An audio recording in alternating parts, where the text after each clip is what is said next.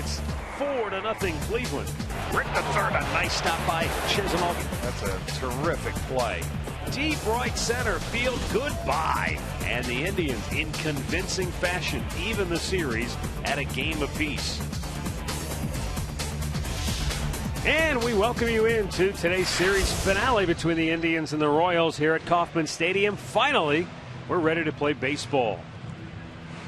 Still a very slight drizzle, raindrops falling, but a lot better than it was an hour and a half ago. Edinson Volquez, he's finished his warm-up tosses. He's ready to go. So is Corey Kluber. He's in the Tribe dugout. Our window system's game time temperature today will be 70 degrees. Wind blowing from the left field foul pole toward the right field foul pole. And they're calling still for 50% chance of rain throughout the afternoon. We'll have to wait and see. But all in all, not too bad now.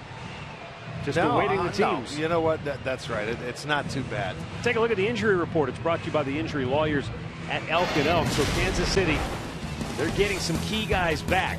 Luke Hochevar and Greg Holland have both been activated from the disabled list. They are in the bullpen, ready for action. At the bottom, you'll notice Kelvin Herrera, who pitched last night. He is beginning his suspension today. It was reduced from 7 games down to 6. That's what we thought. He was getting work before that suspension did come into play. But I'll tell you what, for this Kansas City bullpen that was already lights out, you're getting 2 top-notch guys back. Now, with Hochevar, I'm not so sure he'll be ready to go game on right out of the chute. They may have to ease him in. But for Holland as the closer, boy, that's a nice addition to that bullpen if you got to miss Herrera for 6 games. Meanwhile, Edinson Volquez, the starter today for Kansas City, is 2-3 so far this year, but his ERA in his first five starts is just 2.10. The keys to the game are brought to you by Wayside Furniture. For the Indians offensively, don't chase. Make Volquez get the ball up. And for Corey Kluber, command of his fastball will be very important. We talked about it earlier during the rain delay. Opposing hitters have jumped him early in counts. They've looked for the fastball up, and they have taken advantage of that. So we'll see if Kluber can make the adjustment here this afternoon. Volquez and the Royals have taken the field here in Kansas City. And the Indians starting lineup for Terry Francona is presented by Progressive Insurance. Jason Kipnis in the leadoff spot. He's gone 3 for 8 with a couple of doubles in the series. You'll see he's hit in 5 straight overall with 6 runs scored. Carlos Santana bats second. Then a slew of lefties. Michael Brennan, Brandon Moss, Lonnie Chisenhall. David Murphy gets the start. So does Michael Bourne. And then Roberto Perez, a right-handed bat, hits 8th. Jose Ramirez, a switch hitter, hitting 9th. Our Northern Ohio Honda dealer starting pitcher, 31-year-old Edinson Volquez, who is 2-3 this year and a nice 2.10 ERA. In his last start against the Tigers, David Price beat him 2-1. Pitched a great game, 6 innings, 5 hits, just 2 runs allowed, but he ended up taking the loss. So today he has now faced all 4 divisional opponents over his first 6 starts. Let's check out the defense, which is brought to you by Chrysler behind him this afternoon. It looks like this. In the outfield, Gordon's in left, Cain is in center, Dyson in right, MOUSTAKAS at third, Colon at short, Infante is at second, Hosmer at first, Perez doing the catching.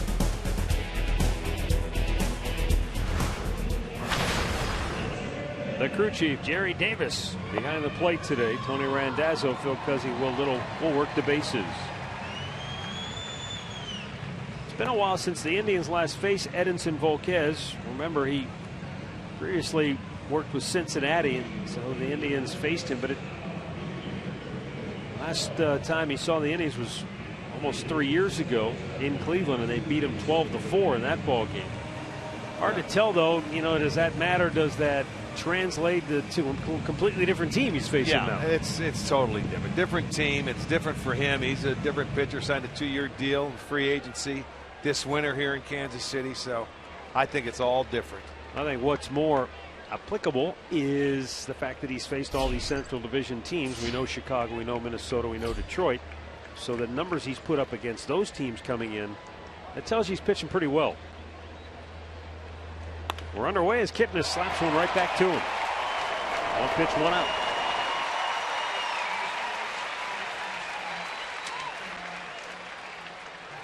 Two hours and 17 minutes, the official time on the rain delay.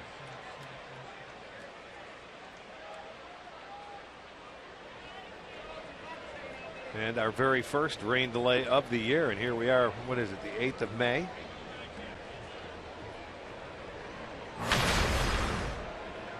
Or the 7th of May, I should say. Carlos Santana.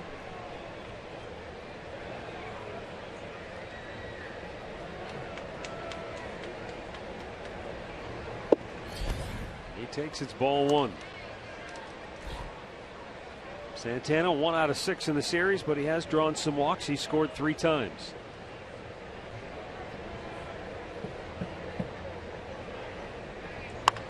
Out of play. As I mentioned to you earlier, I'm a little curious to see how long the Santana and the 2-hole experiment lasts, if it pays dividends in any way. Well, you have to remain patient with it. You know, give it a chance to take its shape. You can't just say, "Oh, 2 games it didn't work. Let's go back." The one thing I like, they've scored first in the first inning here in the 2 games they played. Yeah, 2 in the first game and 1 last night. So I'm not saying it has anything to do with Santana there, but it's certainly anytime you score early, that's a bonus for the Tribe.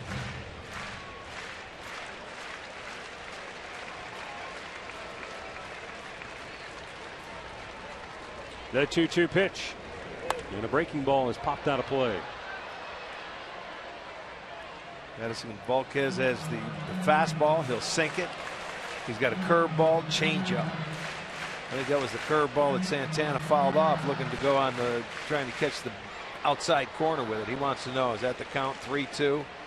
It is a full count. No, 2-2. 2-2. That's what he was asking home plate umpire Jerry Davis. Yeah, the scoreboard has 3-2, but this is the 2-2 pitch. And it was close, but it's outside and ball 3, a full count. You look at this pitch, awfully close. Looks like a changeup just a little bit off the plate. Had some runner going away. Good pitch, though. And the payoff. Pop back out of play. This is one thing, too, with Santana in the number 2 hole, Matt. He gets down early in the count. You know, he had to take one. He was down 1-1 and then even in the count. But he's 3-2, fouling off pitches. He sees a lot of pitches, too. I think that's good early in the game.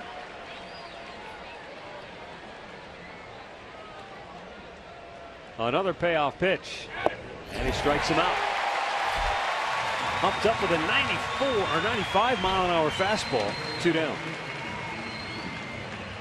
Well, not too many guys can throw a fastball by Santana, but he gets one by him here.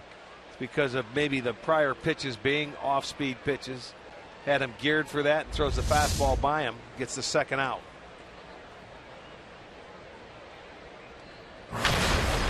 Now Michael Brantley, who is 2 for 7 in the series with a home run. That home run came in the opener. It was a 2-run shot.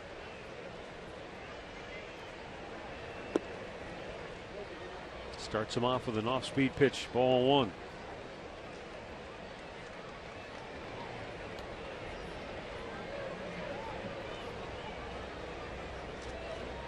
Steady as she goes for Michael Brantley, batting .346. And he drives one deep right field. Dyson looking up. That baby is foul. Boy, that was almost a replay of game 1. I didn't think, Rick, it was going to go foul. I thought it was for sure going to be a home run. And I looked down at first base umpire Tony Randazzo, and he signaled foul ball. Well, from where we sit, it's tough to tell. It certainly had the distance because that was way up there into the seats. But I mean, he hit it high and he hit it deep, and unfortunately it was just foul. Michael took a long look into the dugout to see if Terry Francona wanted a challenge. He said no. Probably couldn't see it.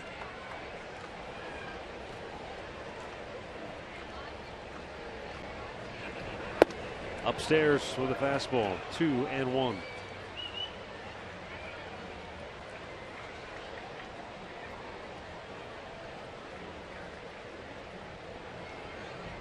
Brantley 6th in the American League in batting average.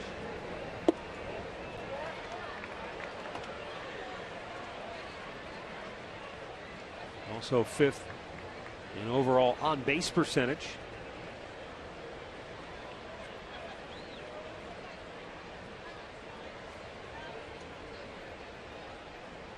There's a 3-1. And that fastball just above the belt. In for a strike, full count.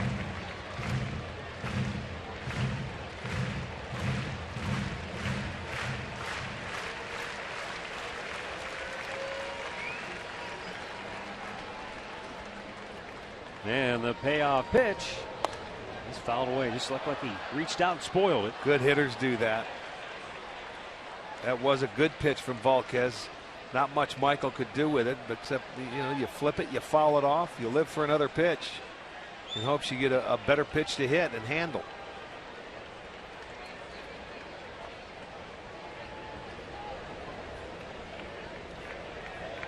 Again, the 3-2. To third, MOUSTAKAS throws him out. The Indians go 1-2-3, and the Royals are coming to bat.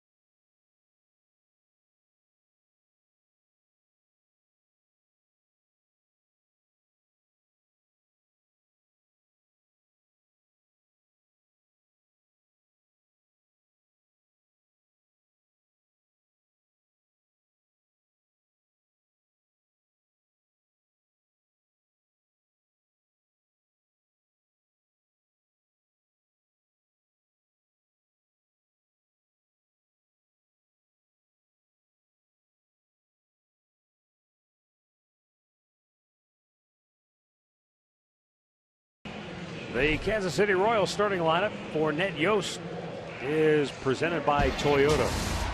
Alex Gordon in the leadoff spot, followed by Mike MOUSTAKAS. Lorenzo Cain will bat third. Eric Hosmer cleanup. Kendry Morales, the big switch hitter, has batted .300 against the Tribe so far this year. He has 1 homer in the series. Salvador Perez bats sixth. Omar Infante, Gerard Dyson, and Christian Colon rounded out. Northern Ohio Honda dealer starting pitcher for the Tribe is Corey Kluber, looking for his first win this year. This will be his 7th start. Kluber did take the loss against the Kansas City Royals back in Cleveland. Went 6 1/3, gave up 10 hits and 6 runs in that ball game. And Alex Gordon looks at a strike.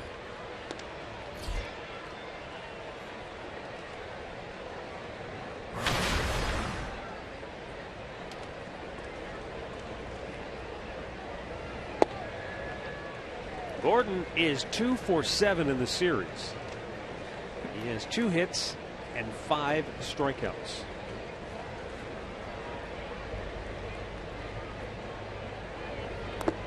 And a foul there. Well, he has never had a lot of luck against Carrasco. He went down 4 times.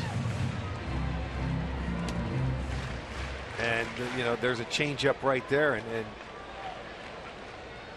that may be one of the pitches that Kluber saw he was having trouble with.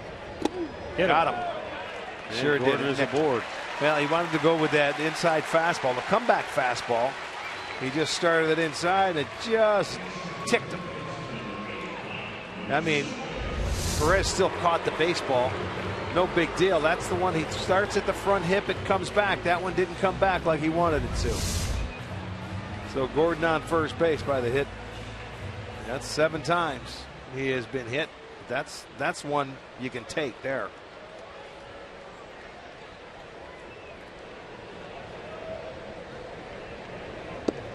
Now Mike Moustakas, and he looks at a ball inside. Moustakas just 1 for 7 in the series. He started to cool off a little bit after his blazing start.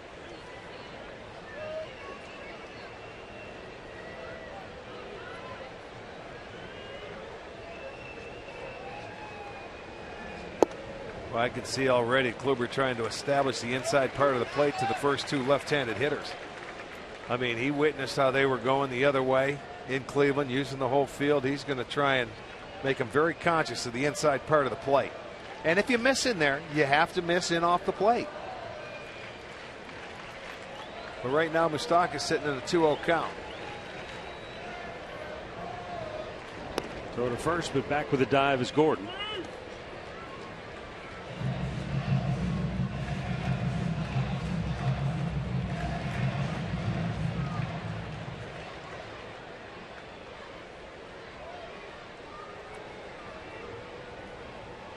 Now the 2-0.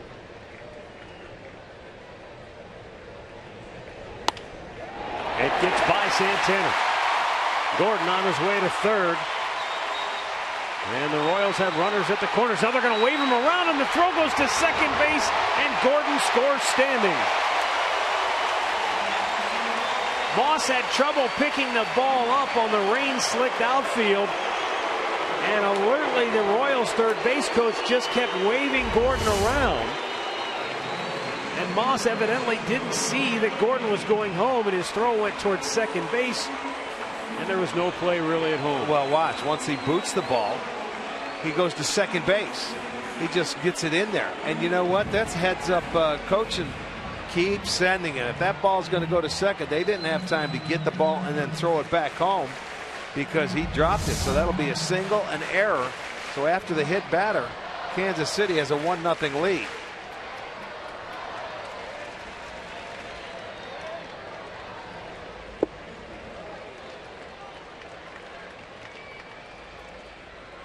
Sixteenth error now for the Tribe.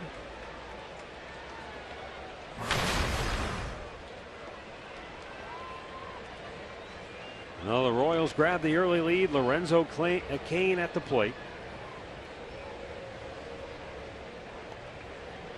Sat out the first game of this series as part of a 2-game suspension. Came back last night, 1 for 4 with a triple. Well, right now, fastball command is what we thought would be a key for Kluber. I don't know if he's trying to be too fine. He's missing it, and then the hitters are getting in pretty good counts right now. 2-0 count to Moustakas, who had the base hit. He was ahead of Gordon. And another base hit. This one into right field. Moustakas will stop at second. Kansas City comes out swinging here today. Now let's take a look at the Indians defense, which is brought to you by Chrysler. It'll be Brantley in left, Bourne in center, Moss is over in right, with Chisenhall at third, Ramirez at short, Kipnis at second, Santana at first, with Perez doing the catching.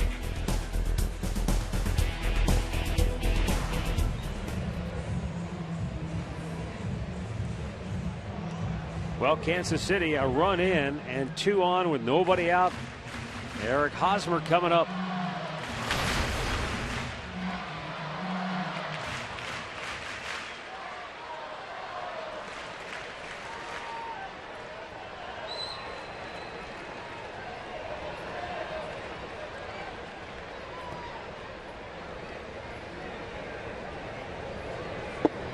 Upstairs, ball 1.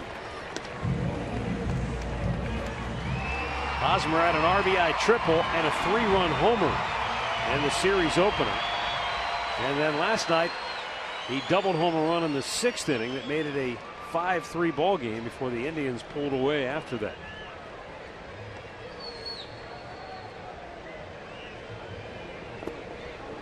Yeah, now 3 straight hitters. He's 2-0. he's fallen behind. Last year, he had 4 starts against Kansas City, and he went 2-1 with a 115 against the Royals. Gave up just 4 earned runs in 31 in the 3rd innings. Well, he gave up 4 earned runs in his last start, and I don't know if this one's going to be earned because of the error, but he needs an out here badly.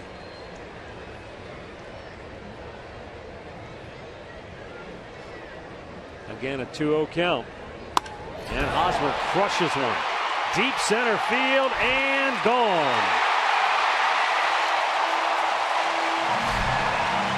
A 4-run first for Kansas City as Eric Hosmer hits his 5th home run of the year. RBIs number 21, 22, and 23. Well, I'll tell you what, that guy has great power to the middle part of the ballpark, but let's watch the location of this pitch from Kluber. You talk about down, and it gets quite a bit of the plate, and he just golfs it. I mean, it was a line drive and out of here. So the first 4 hitters of the game have scored. It's 4-0 Kansas City. But the theme is the last 3 hitters in particular, all 2-0 counts. And you know, they zero in, they're eliminating doubt, they're teeing off. That's the 3rd 3-run homer for Hosmer this year. He had 1 all last year. Wow. So he's off to a tremendous start. Give him 23 RBIs and his 5th homer. 1-1 to count for Kendry Morales. The Kansas City DH.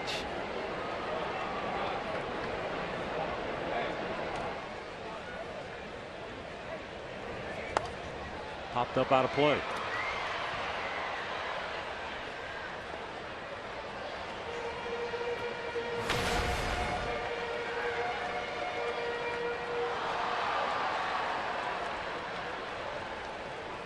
Well, Rick, I wonder if the Indians knew something about Kluber today other than what we've seen, because Anthony Swarzak is already up in the bullpen. I mean, is this just a case of what Terry's seen already, or maybe was Kluber going out there feeling a little bit under the weather? You have to wonder. No, you do, but you know what? 2-0 counts. It doesn't matter who you are. They get themselves in good hitters' positions. Brantley a long run. He makes the play in left center. 1 down. Well, he was ahead of Gordon and then hit him, trying to go back inside with it. Then it was 2-0 to MOUSTAKAS base hit, 2-0 to CAIN base hit, then 2-0 to Hosmer and a big fly. And it happened so quickly. Now, I think he's fine. It's just a matter of command and location. Something that he hasn't done in his last 2, possibly 3 starts. Salvador Perez hitless in the series. And takes a fastball strike. But I'll tell you what they have to do now. You've got to throw some zeros on the board. He's got to get out of this inning with just allowing that 4, and the offense has to go to work. Good off-speed pitch had Perez flailing away 0-2.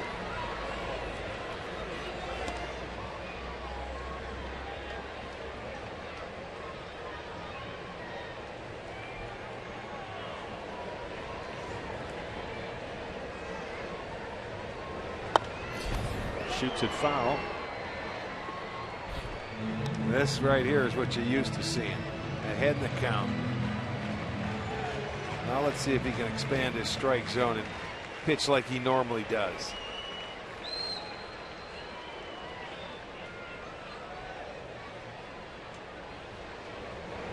Breaking ball in the dirt.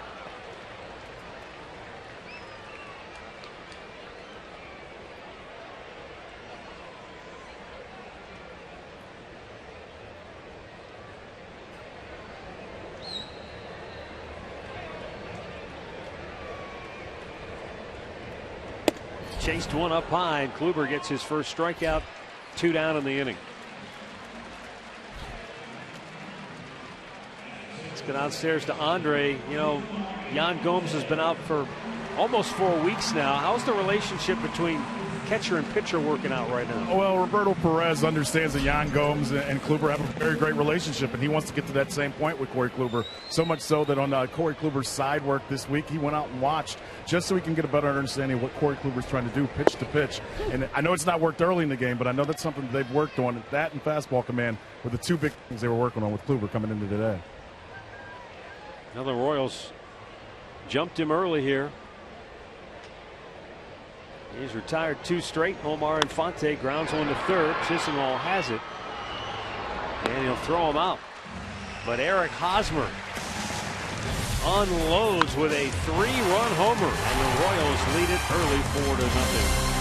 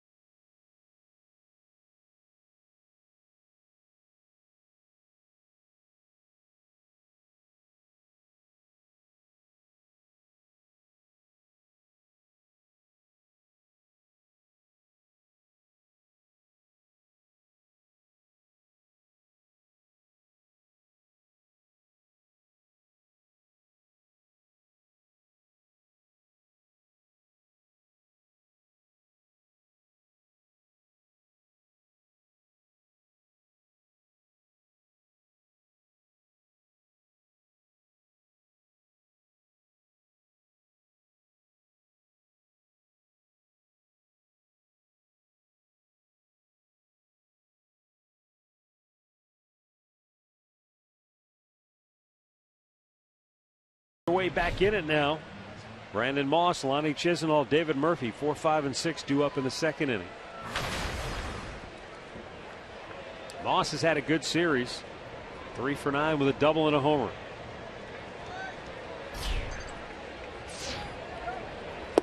Up and away, ball 1.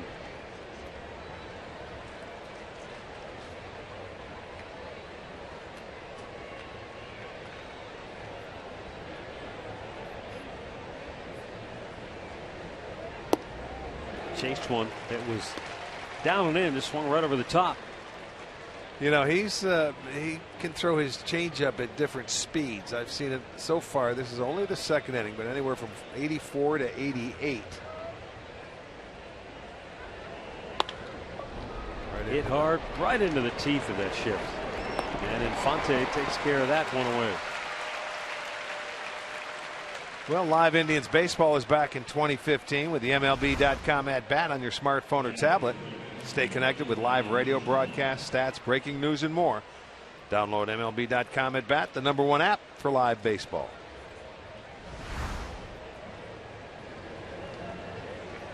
Lonnie Chisenhall, he's collected a hit in 5 straight games.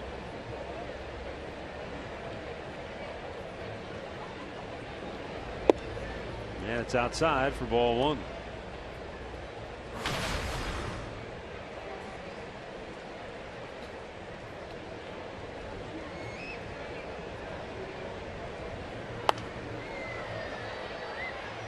One ball, 1 strike.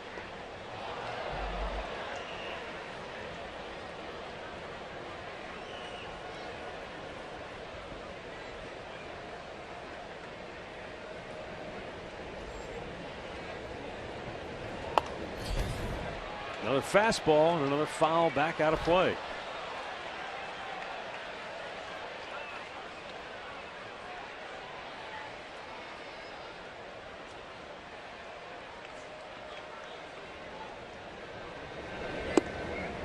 Way outside.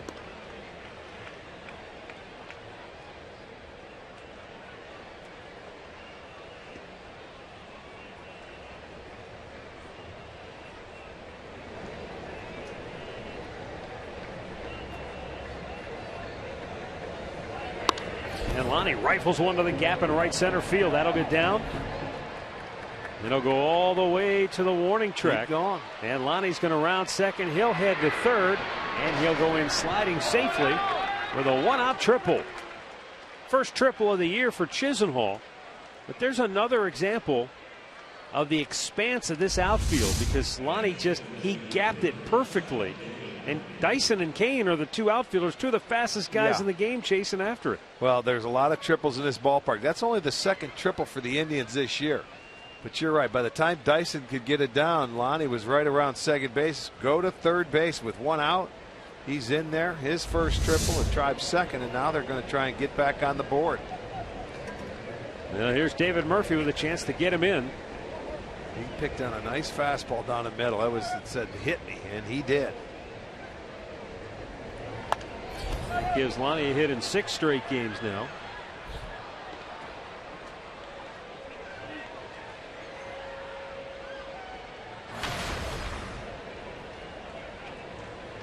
A year ago, David Murphy was Mr. Clutch. This year 0 for 8 so far with a runner in scoring position.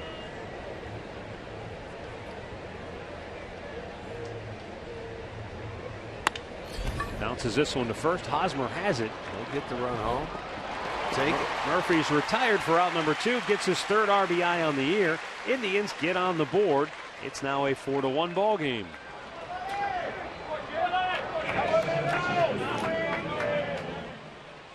Yep, that's okay. You answer it. They came out and they jump started with a big 4-run first, but at least you cut it off.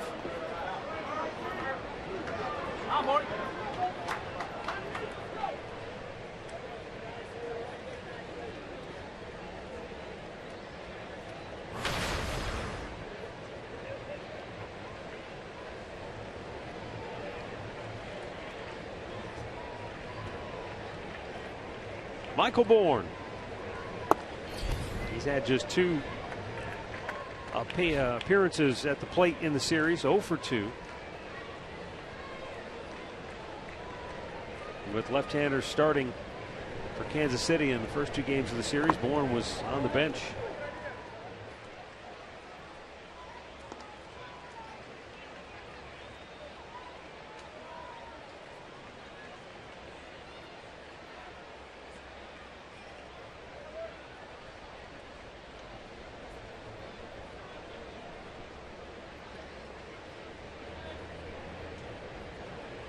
Now the 1-1. Way up out of the strike zone.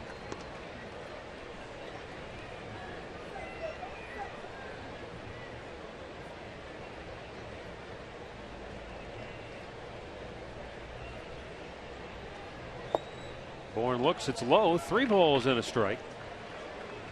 With Roberto Perez waiting on deck.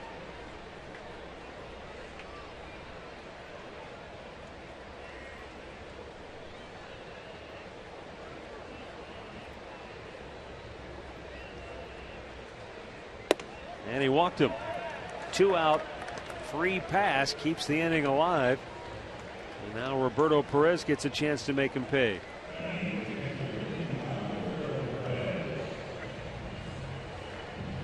Now Perez will go out and have a little talk with Volquez.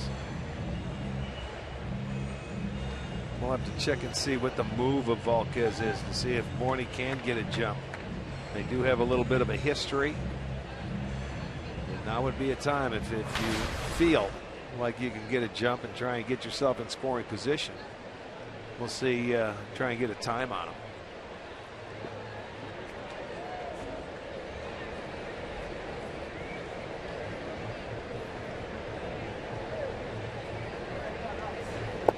Way outside, ball 1. He's right around average, about 1.3 to deliver the ball to Perez behind the dish.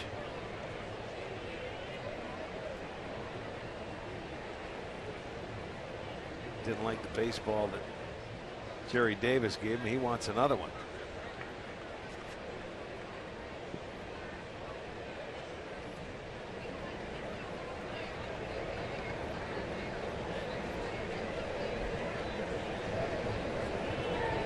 Bourne not running. Perez takes. It's a strike, 1-1.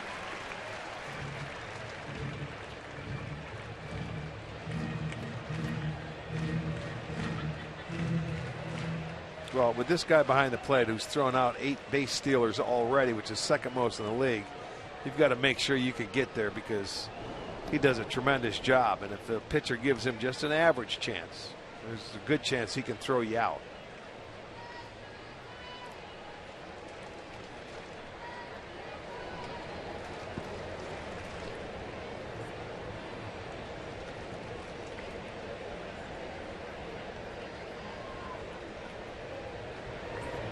That's in it. Wow, nice pick by Perez.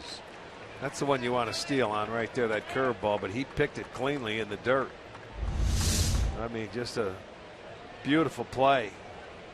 He was going to go throw that body out there, but you end up picking it. That's a bonus. Now Roberto Perez has himself in a good spot here with a 2-1 count.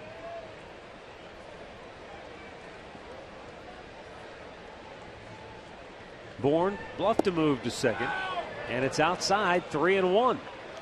Yeah, now you just stay put. Give him a chance to swing at a pitch to his liking. If it's another strike, you're off and running anyway, 3-2. And Yost can't be real thrilled about Volquez running up his pitch count here early. This will be number 36. Well, he walked Bourne hitting 191. He's behind 3-1 here to Perez, 191, and he walks those two guys. Back-to-back walks with 2 outs here in the second. With a run already in, now the tying run at the plate. Yeah, that's 2 free passes. Boy, you certainly take it. You look at it that way. He can run up his pitch count, but these are guys you have to be aggressive with after coming off an inning that your team just gave you 4 runs. You understand that the pitch he made to Chisenhall was right down the middle, and Lonnie jumped on him, and they got on the board. But with 2 outs, you don't want to walk 2 guys that he should be more aggressive with. Jose Ramirez. He's been on the bench the last couple of days.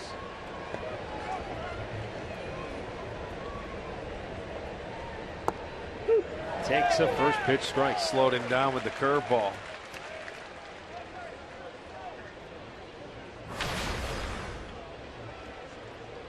All of a sudden, some bright sunshine here in Kansas City after a 2-hour and 17-minute rain delay to get this game underway.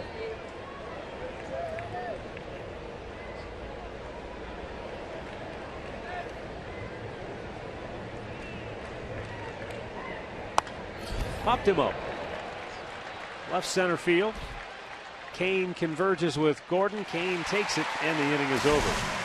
Indians get on the board thanks to the Chisenhall triple. 4-1 Royals, middle of the second.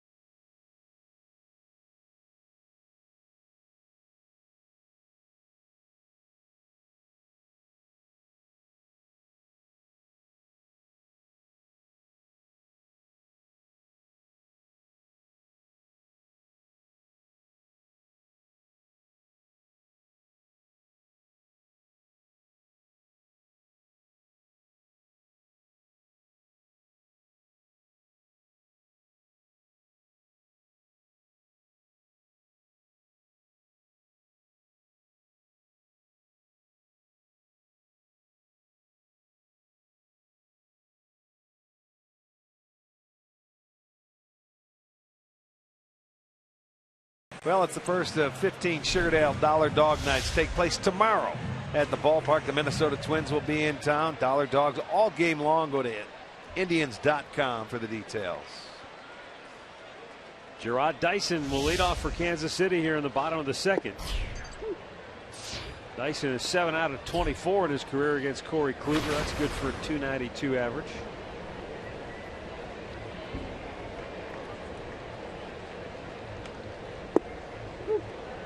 Kluber quickly gets ahead of him, 0-2.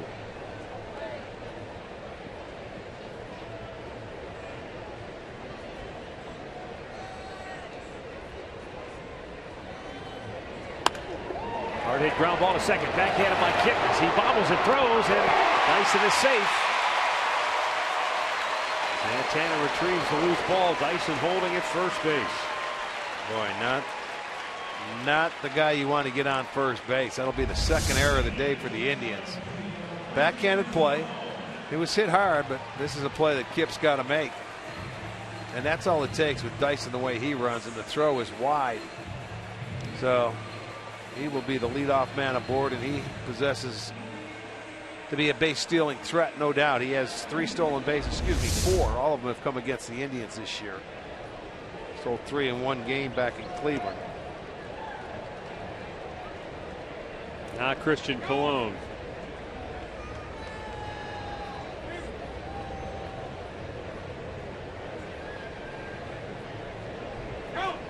Bunts it.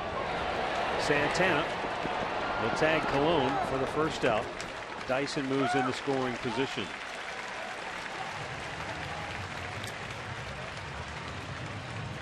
Our stat of the game is brought to you by Buick. Corey Kluber starving for a little support. Only C.J. Wilson and John Danks have received less than Kluber. You know, it's one thing if it happens a couple of times, but you know, this is his 7th start. Yeah, only a couple of guys have won the Cy Young Award and gone 7 starts without getting a win. The other 2 in front of him is back in 2010, Zach Greinke. In his 7th start, he ended up 0-4. And Frank Viola, back in 1989, he was 0-5.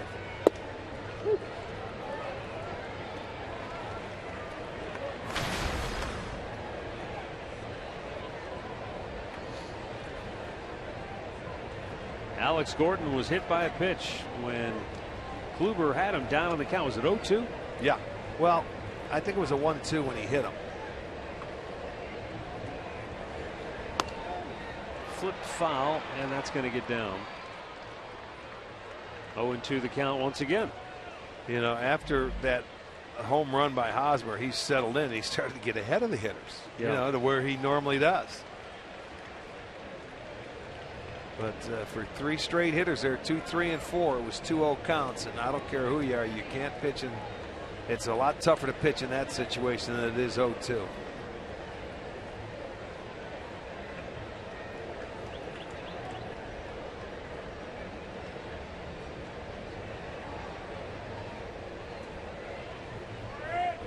Dyson takes off for third. Gordon strikes out. Throw down. Safe for third.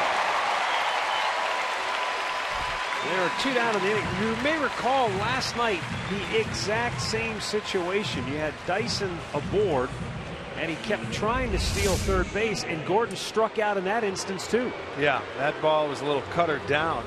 But Dyson, he's out there. He tries to steal bases, and he can go from a standstill. That's how quick he is, and he steals it. You know, he gets himself into third base, but there's 2 outs now. So he has 5 on the year. All 5 stolen bases have come against the Indians.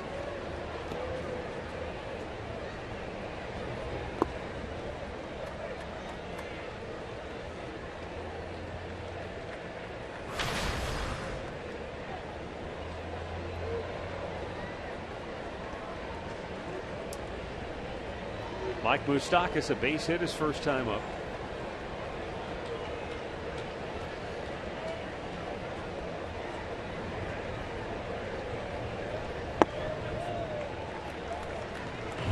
And Kluber once again is behind Moustakas 2-0.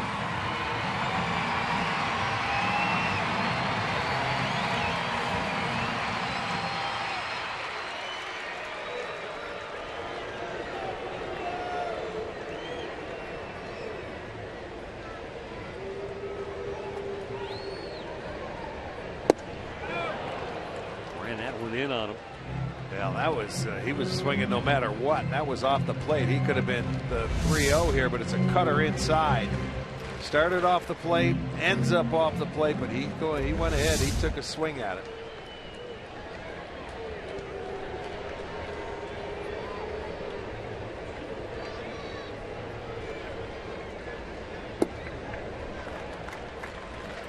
A little bit low, 3-1.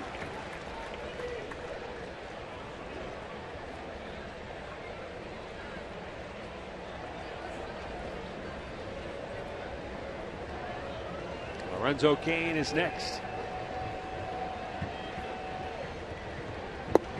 Ball 4. Laid off that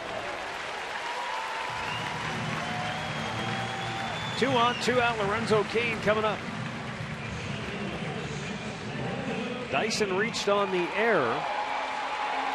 And now the walk to MOUSTAKAS extends the inning for Lorenzo Cain, who singled and scored in the first.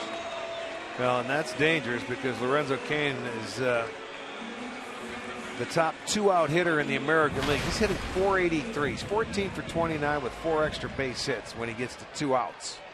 Situation here, first and third, 2 outs. So Corey's got his work cut out for him.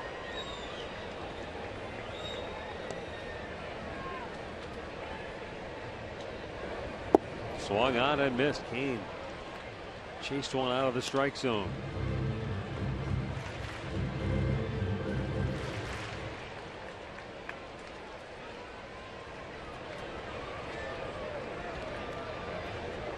Dyson at third, MOUSTAKAS at first.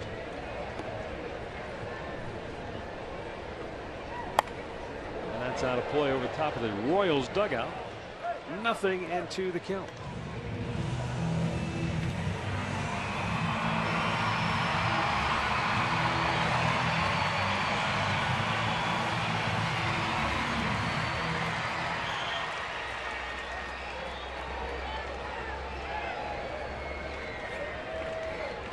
Cain began the day 10th in the American League in batting average. 2-strike pitch right back to Kluber. And the inning is over. No runs, no hits, 2 men left. After 2, it's 4-1 Kansas City.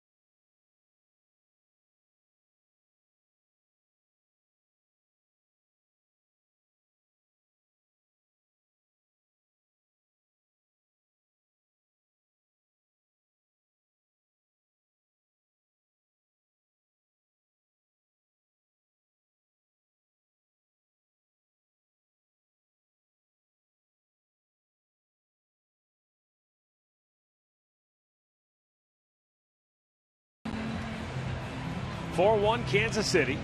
We'll head to the third inning, and it will be the top of the order for Cleveland. Jason Kipnis, Carlos Santana, and Michael Brantley.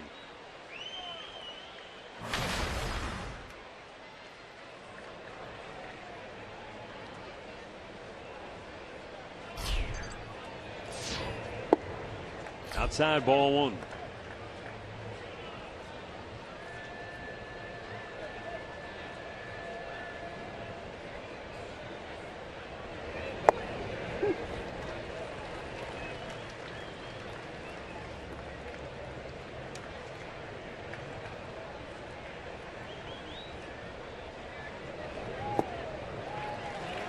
And now Volquez jumps ahead in the count, a ball and 2 strikes.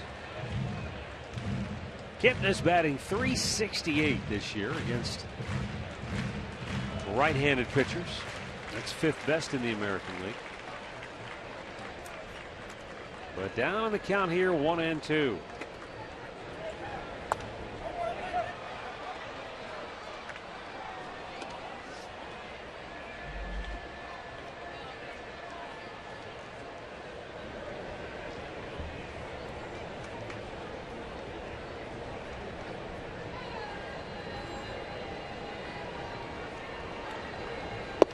Strikes him out.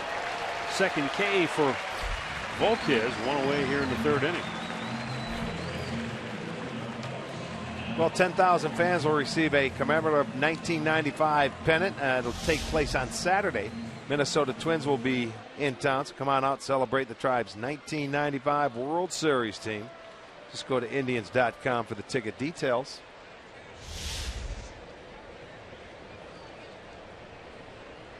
Up comes Carlos Santana, struck out his first time up.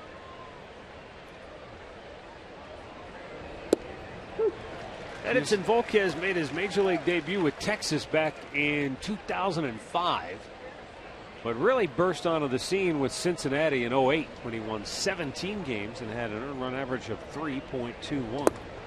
But it wasn't always smooth sailing. A few years later, back in 2011, his ERA ballooned to 5.71, and they sent him down to the minor leagues to work with Tom Browning and Ted Power, who pitched for the Indians at one time, to kind of work on mechanics and smooth out his delivery. And at one point, Volquez said Tom Browning had him sort of mimicking Johnny Cueto, where he would turn his back to home plate before he would deliver, just to stay closed and not fly the front side open, and you lose that velocity on your fastball and get through your target. 3 balls and a strike. We're kind of seeing that right here in this at bat.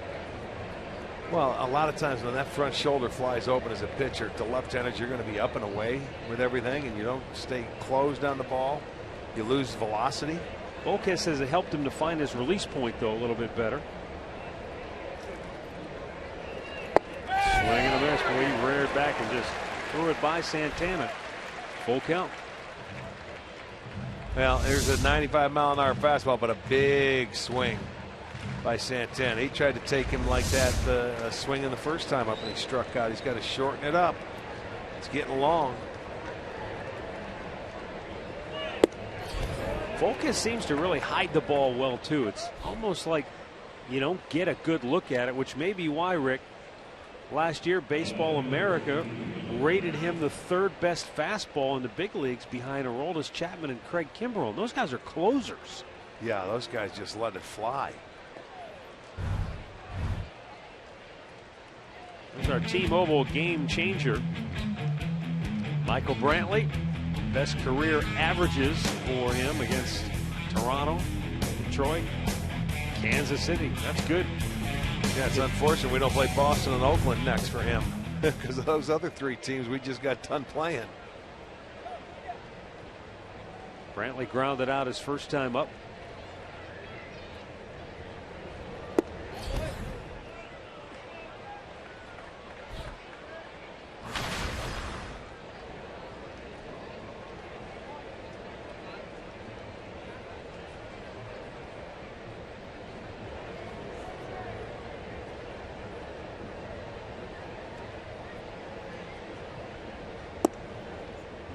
Brantley, with that good patient eye, watches the count go to 2-0.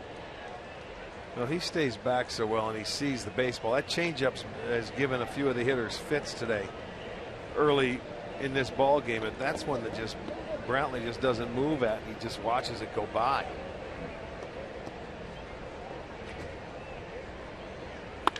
That's a base hit up the middle for Brantley. Santana's going to hit second and hold right there. Cain got to it quickly. He better hold. And the Indians have 2 on with 1 out for Brandon Moss. Our great clip of the game last night, courtesy of the Moss man, who almost went yard, hit it off the top of the fence, and then did go deep, depositing one into the fountains. So a double and a home run last night for Moss. 3 runs driven in on the evening. Yeah, they could certainly use a shot of adrenaline here with either a gapper or a dinger.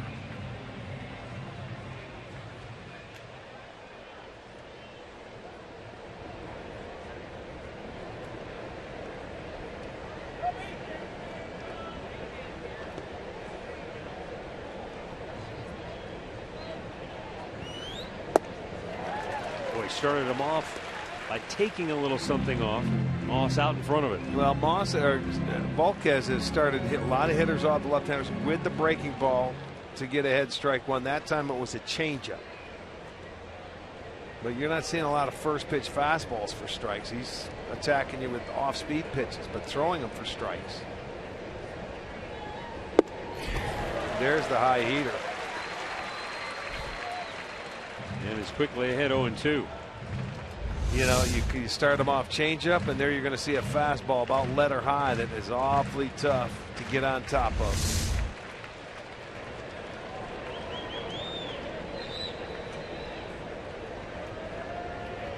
Two on, 1 out. 0-2 pitch. High fly ball to center field. Cain back onto the track and makes the grab. Santana will tag and go to third. Brantley holding at first base. But now there are 2 down.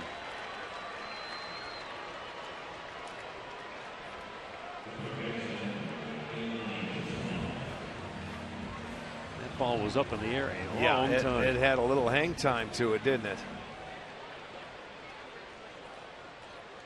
Now it's Lonnie Chisenhall, who tripled to right center in the 2nd inning and came around to score the Indians' only run thus far.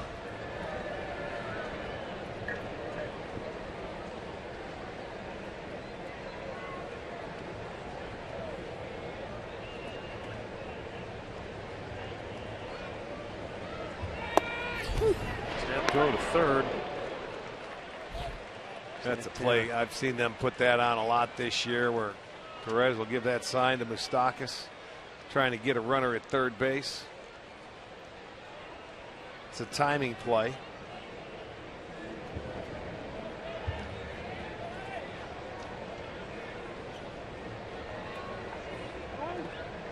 But you know, once they try something like that, word is out, and then over at third base, Mike Sarball will say, all right, look it.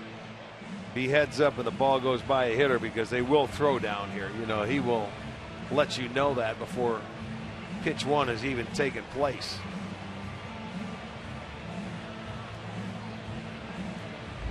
You can see it's going to be a pitch outside, and now watch MOUSTAKAS is off the base. He knew he was going all the way. It's almost like a timing play.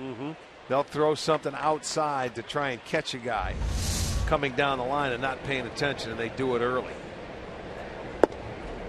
And Chisenhall looks at the ball up high, 1-1.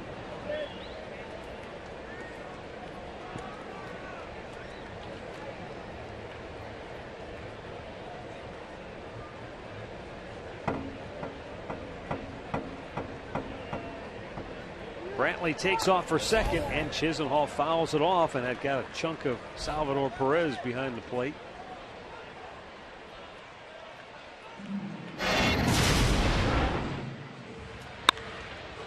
Lonnie got himself a fastball right down the middle back in the 2nd inning with 1 out, and hit his first triple of the year. The Indians' 2nd. Came in to score the only run the Tribe has so far. Well, Lonnie's last 4 hits have all gone for extra bases. Last time up, he tripled.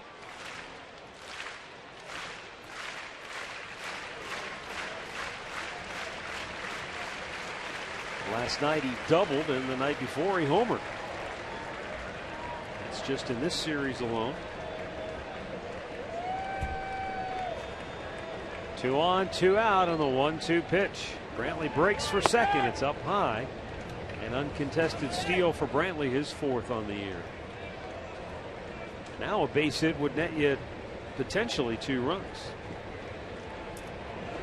Well, 2 out base hits go a long way.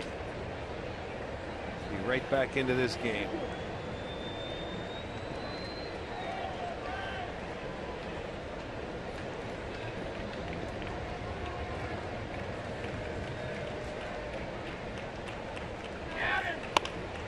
Chop foul up the first base side.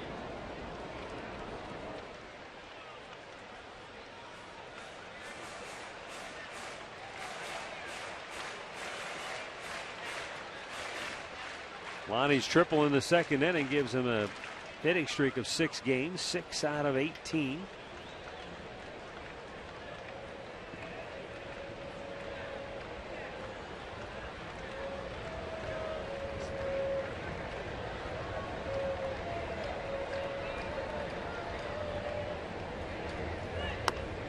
Spoiled a tough pitch there. You know, this one looked like it was way out of the strike zone, but with 2 strikes, you want to protect. I mean, that wasn't even a strike to start with. You see that ball is in the right-handed batter's box, and Chisenhall still able to get a piece of that thing to stay alive.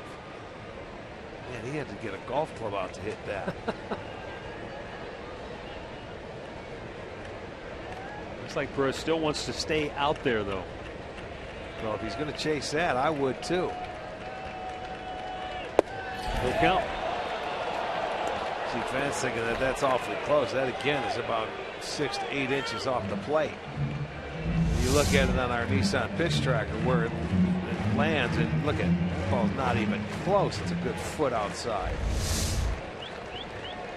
So see if Chisenhall can remain patient. And the payoff pitch.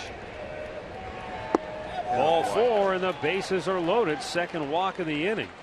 That's already the 4th in the game. You know, he didn't want to deal with Lonnie there, but a good sign. That tells you a hitter seeing the ball when he has the patience on a full count. 2nd and 3rd. He knows first base is open. He was going to attack Murphy instead of Chisenhall. They know Chisenhall swinging the bat much better.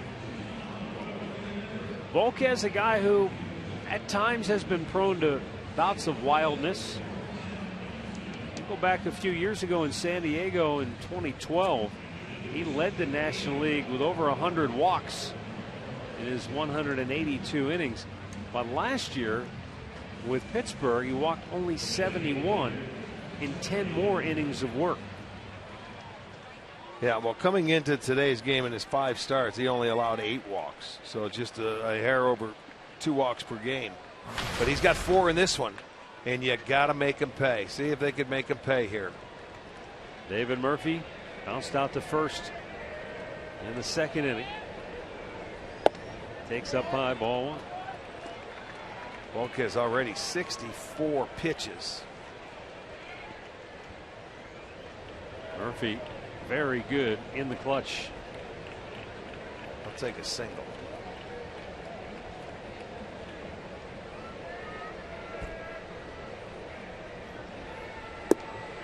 He was clearing out the back of the van with that one, but came up empty on the swing. Pitch count rising each and every inning for Volquez.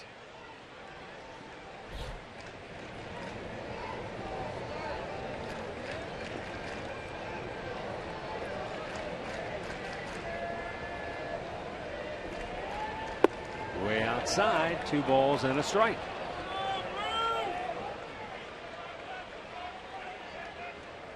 Volquez testing the patience of the fans here at Kauffman Stadium, which is to say nothing about the patience of his manager. Well, that's where the Indians hitters have to remain patient.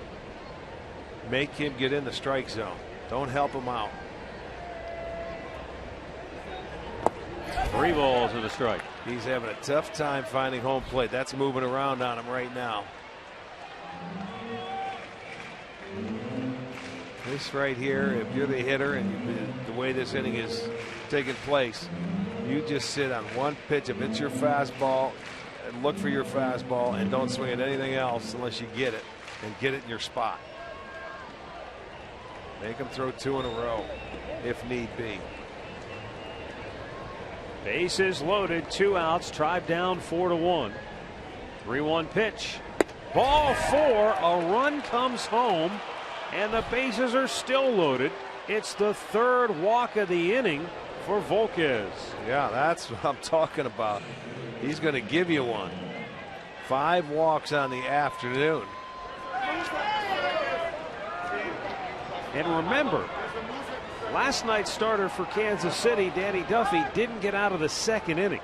So it's a bullpen that has had to log a lot of innings in the last couple of nights. So that's why, even though Volquez is struggling, throwing a lot of pitches, nobody stirring in the Kansas City bullpen. Now Michael Bourne looks at a breaking ball in there for a strike. Bourne walked his first time up.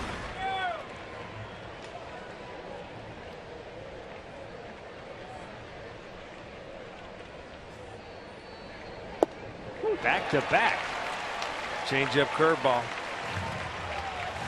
So it's all off-speed pitches.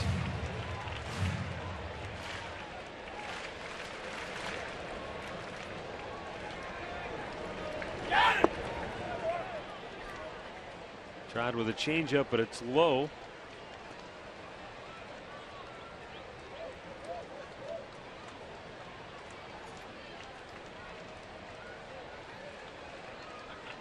Base is still loaded, 2 outs.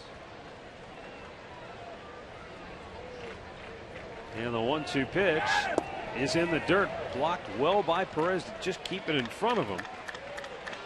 But here comes Brantley now, or Bourne creeping his way back into the at bat here. Well, he got ahead with the changeup and then curveball, and he went and he was aggressive. Now he gets to nibble, and he wants hitters to swing at his pitch.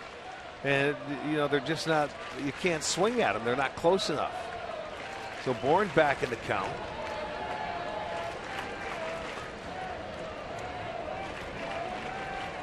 In the 2-2. Upstairs, it was borderline, but led her high in a full count. He hasn't thrown a fastball in this at bat, so I have to think 3-2 here. He's going to come back with a changeup and then try and, you know, get Michael to swing it because he's aggressive. Upstairs, check it on the side. Everybody's going to be moving. Brantley at third, Chisenhall at second, Murphy at first. They're getting some movement down in that Kansas City bullpen now. And the payoff pitch. Ball 4. He's walked another. Incredible. 3 consecutive walks back to back with the bases loaded. And the Indians have now cut the gap to a single run at 4-3. Okay, yeah, that was the only fastball in the at bat.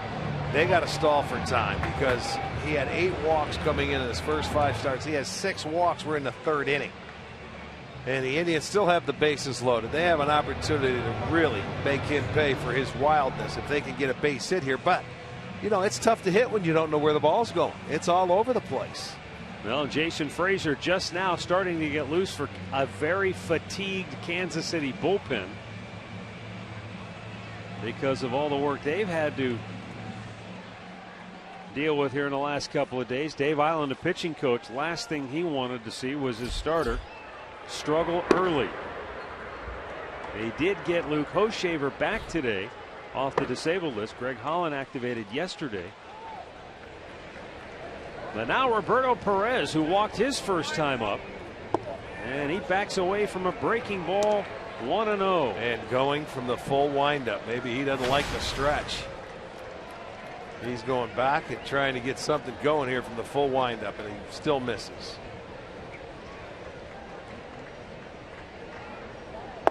And there's the first fastball he's thrown for a strike, maybe in the inning. In such a long inning, can't remember.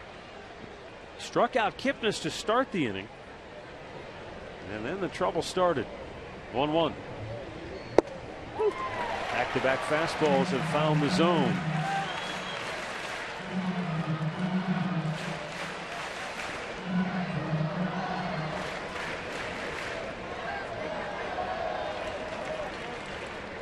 Now the 1-2. And Roberto Perez goes down hacking. Edinson Volquez walks the Indians right back into the ball game. 4 free passes, 2 runs home for 3 Royals.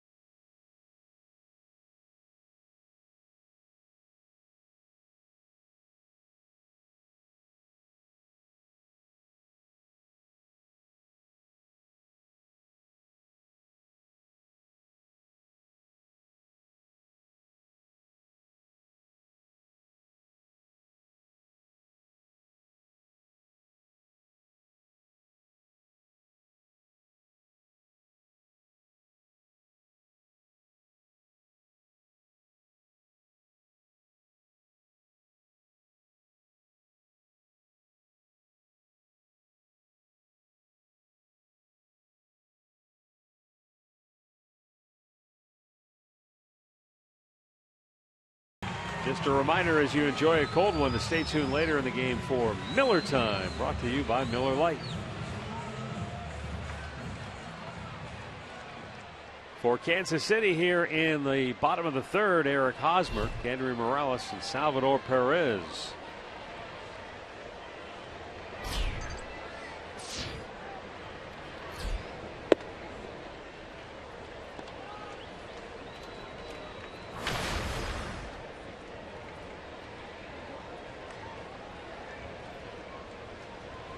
Hosmer, a booming 3-run homer in the first that got the Royals off and running. Arcia in the driver's seat. Shows you that Hosmer with an RBI in 5 of 6 games against the Tribe this year.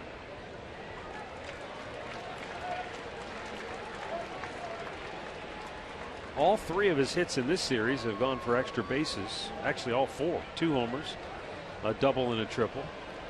I mentioned before, last year he was the catalyst for Kansas City in postseason play as he takes a strike 3 and 1.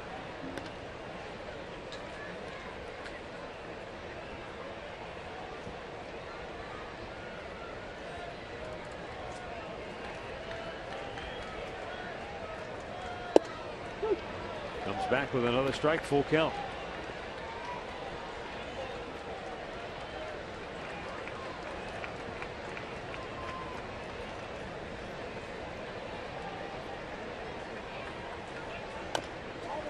Another foul. Hosmer's another example too, Rick, of a guy that you have to be patient with young players. His rookie year, he came up, hit .293 and 19 home runs, and everyone said he's going to be the next great Kansas City Royal. Well, next year, sophomore slump, .232 average. Home runs dipped down to 14, only drove in 60.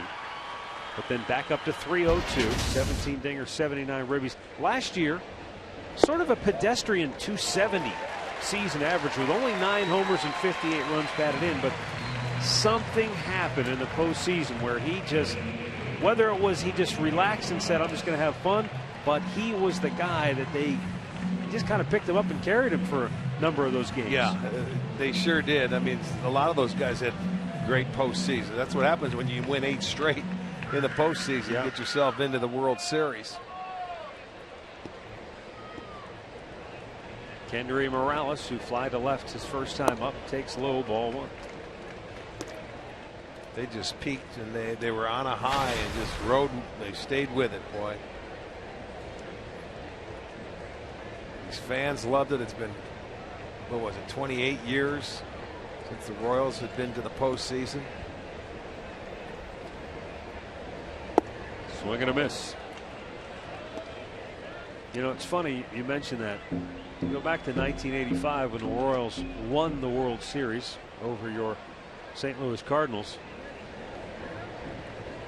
We were in Detroit earlier this year. Remember we were talking about James Joyce at the plate? Right. We flashed back to the Armando Galarraga game where he blew the call at first base, cost him a perfect game.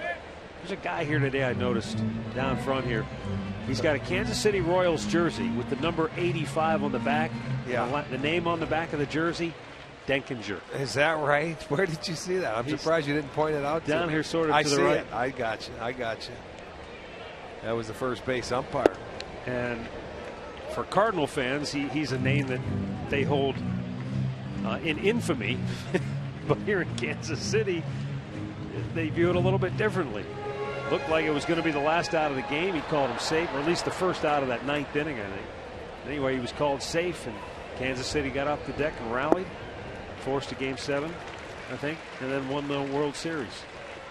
Yeah, on one call where if there was replay, but back then we didn't have machines. Well, that's your point, I think. Don right? Tekicher was interviewed last year in October because this all came back with the Royals being back in the World Series, and that's what he said. He's like, you know, if there was replay back then, they would have reviewed it, reversed it, and that would have been that.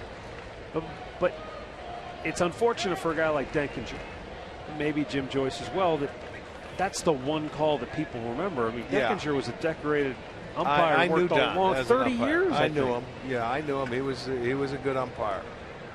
He worked a lot of good games after that too. But topped over towards the Royals dugout.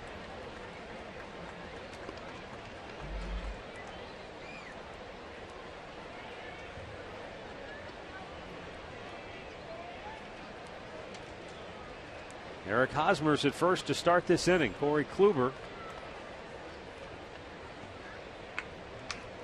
with a full count to Kendry Morales.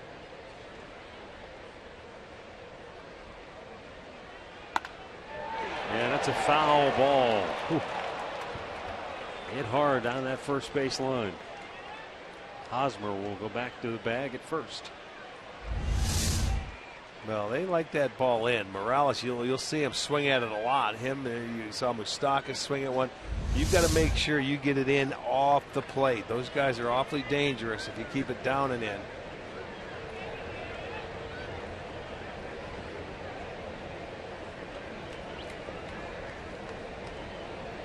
Hosmer takes off, and Morales drives one to deep center. Bourne sprinting back, makes the catch, and all the way back to first goes Eric Hosmer. One away. Boy, Bourne got a great break on that ball and was able to get back to the wall and make the catch. Well, watch, you get that pitch down there. These guys love it down there, and thank goodness you're in a big ballpark here, because Bourne gets onto the track and makes the catch. It stays in the ballpark. But this is one of the bigger ones. This is a good park to pitch in. It's very fair for the pitchers. It's tough to hit homers here. But he put a charge into that ball, but it goes as an out. Yeah, you think here, you think Detroit, Seattle. Other than that, that ball's gone in most parks probably, huh? Close. You would think so. Salvador Perez with a big swing and a miss.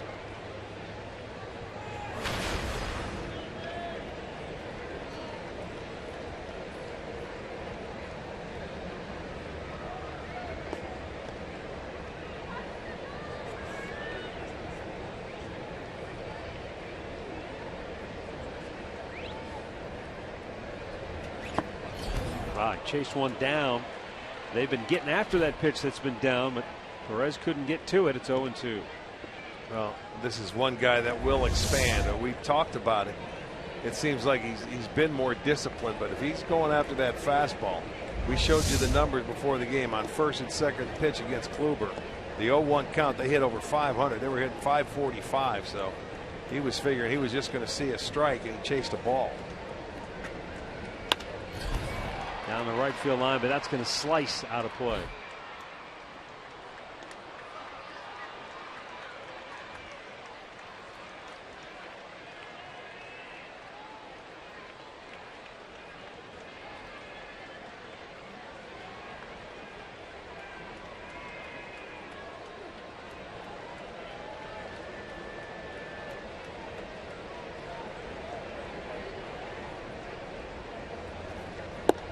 Outside. This backhanded stab by Roberto Perez.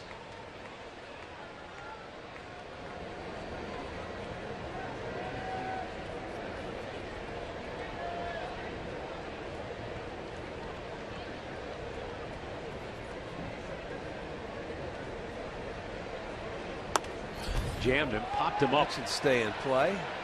To the on deck circle, Roberto Perez makes the catch.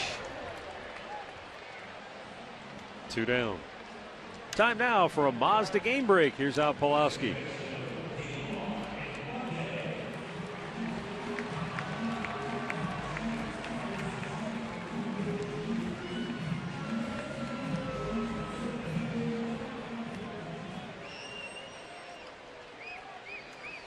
All right, thanks a lot, Al. How about Minnesota beat Oakland 6-5? The Twins will come to Cleveland 16-13 on the year.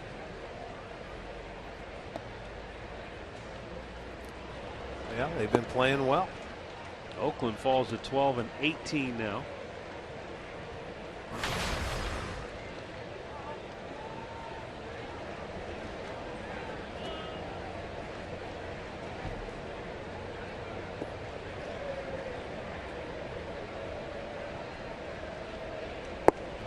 In there for a strike.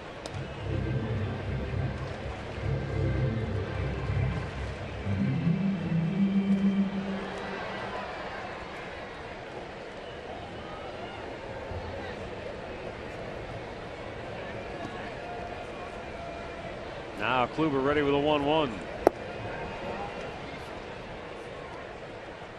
Omar Infante is 0 for 7 in the series.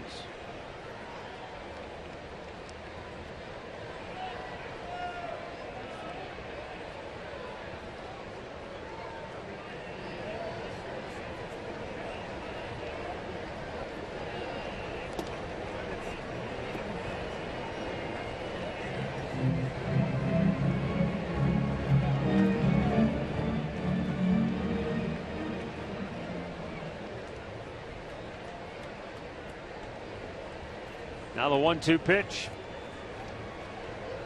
Swung on and missed. He chased it, and the inning is over.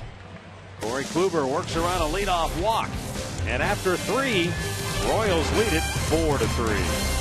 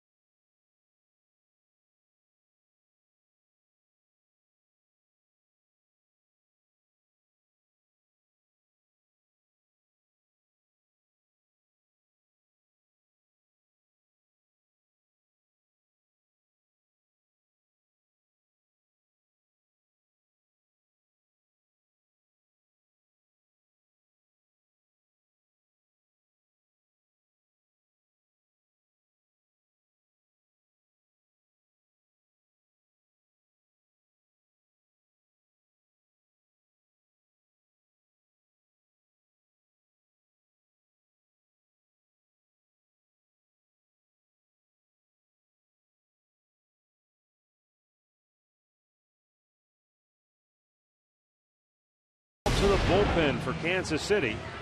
Left-hander Franklin Morales, whom the Indians touched for 4 runs on 4 hits in his 1 inning of work last night.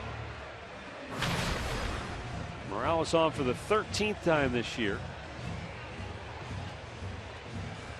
Let's go down to Andre.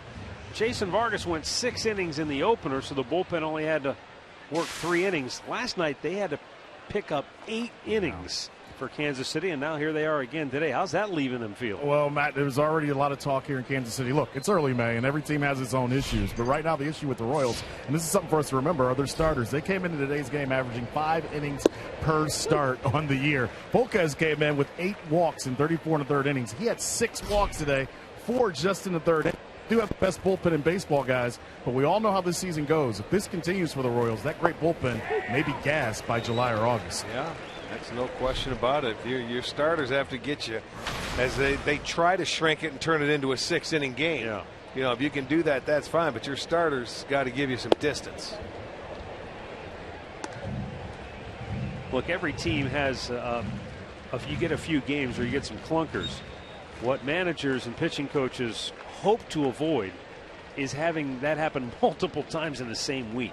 Well, in the same series, you know, like back-to-back days. Almost hit him, because that's what happens is it's almost like a snowball effect on your bullpen. You end up with these guys pitching a lot in a short period of time. They get fatigued, and that's when potential injury can happen, or just poor performance. They head out for a big series in Detroit for the weekend, so their bullpen Morales might be gassed. Strikes out Ramirez here to start the 4th.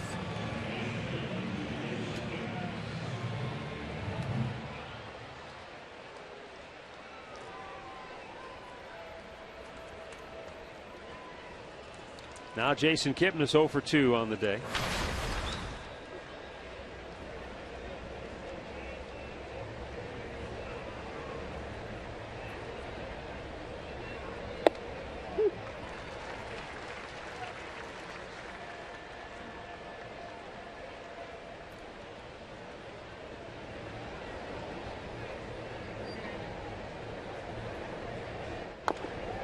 that came up and hit Jason. Looked like maybe just below the bill of the helmet. Yeah, it looked like it got all helmet, or he'd be hurting right now. Ball out in front of home plate. It just sort of knocks the helmet off. Hit him on the side of the helmet.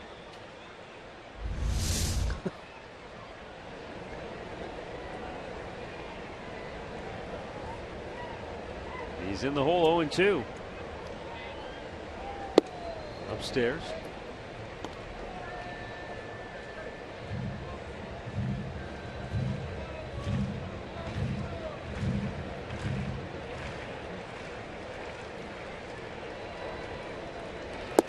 Strikes him out. Well, already Morales looks like a completely different pitcher than he was last night when he walked the leadoff man, then gave up 3 straight hits. Here today, he has struck out the first 2 that he has faced. Well, grab some of your friends, catch a game out at the 2-story bar with a $13 district ticket presented by Sports Time Ohio. Best place in town to grab a cold one. Your first drink is on us. Visit Indians.com.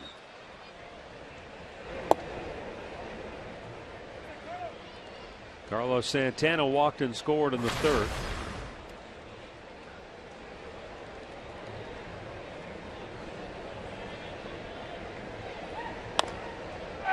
Was that one foul?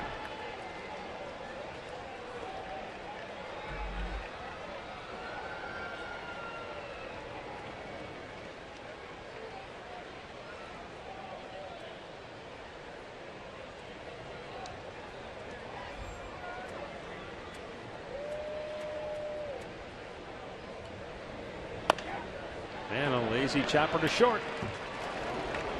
And Morales works a 1-2-3 4th inning. Kansas City stays in front by a run.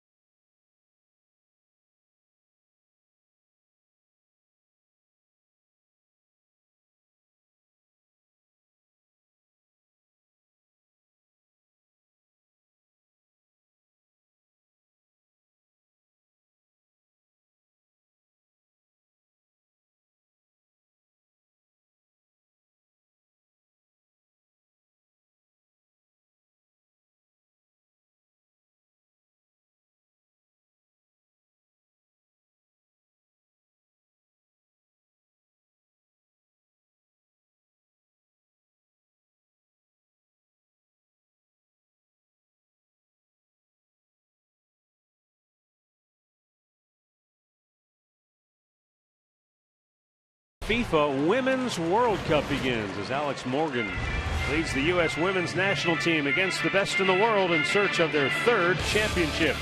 The only place you can see the 2015 FIFA Women's World Cup is on Fox and Fox Sports 1 beginning in a month.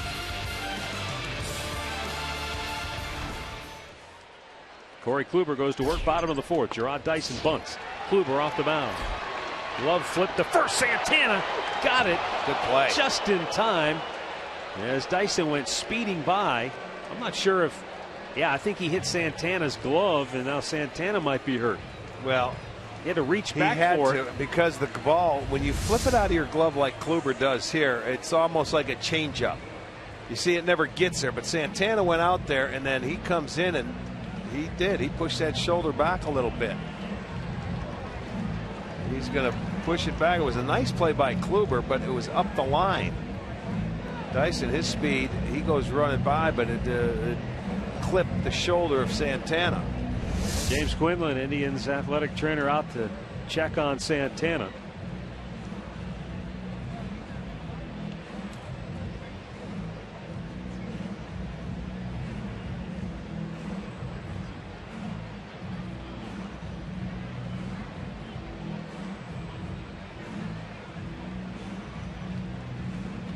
Don't know if that was a stinger. Doesn't look good, does it? No, it doesn't. Does not look good at all. Looks like he's trying to stay in the game, and he will.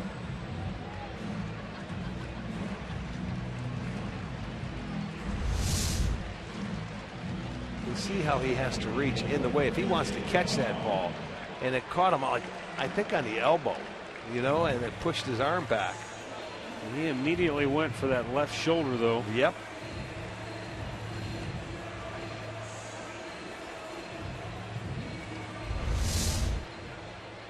Something we'll definitely keep an eye on.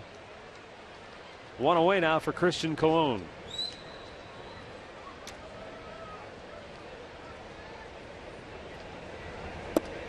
Low ball one.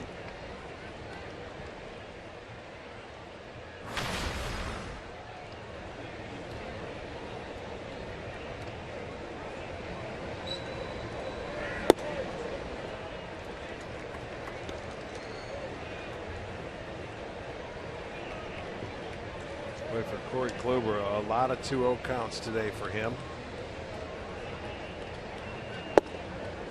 In there for a strike. It's 2-1.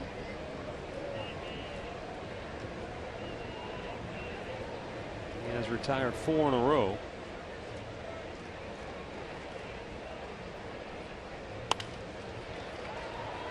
Now Kipnis speeding over, calling for it, and makes the grab. 2 down.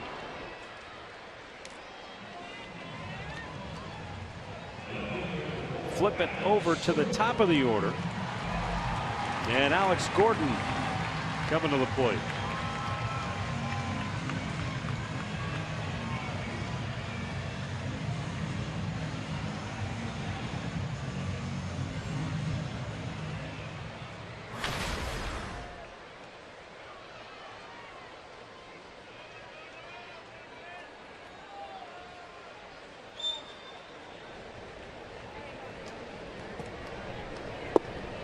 Gordon is still yet to make an out in this series in which he hasn't struck out. He was hit by a pitch his first time up and came around to score. But the 6 times that he's made an out in this series have all come via the strikeout.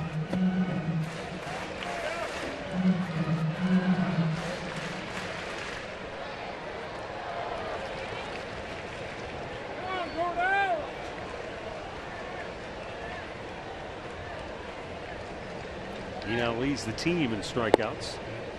As that pitch is up high, one more than Eric Hosmer with 23 Ks on the year.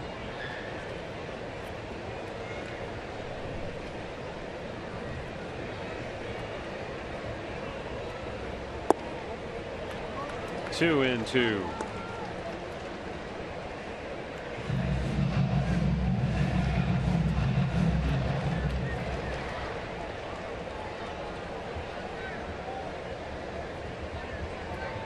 Nice. Kluber strikes him out looking. 1, 2, 3 go the Royals.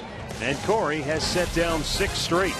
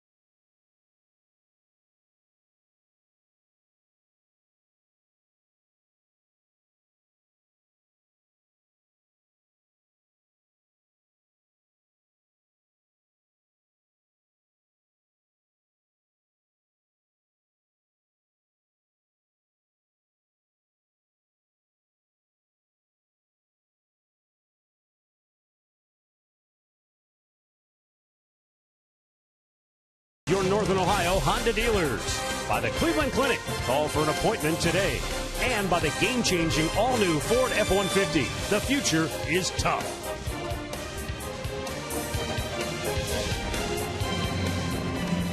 4-3 Kansas City as we go to the 5th inning.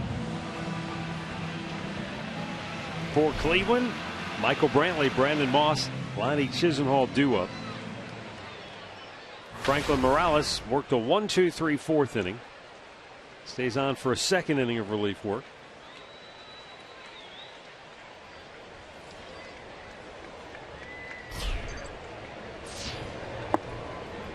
Outside ball 1.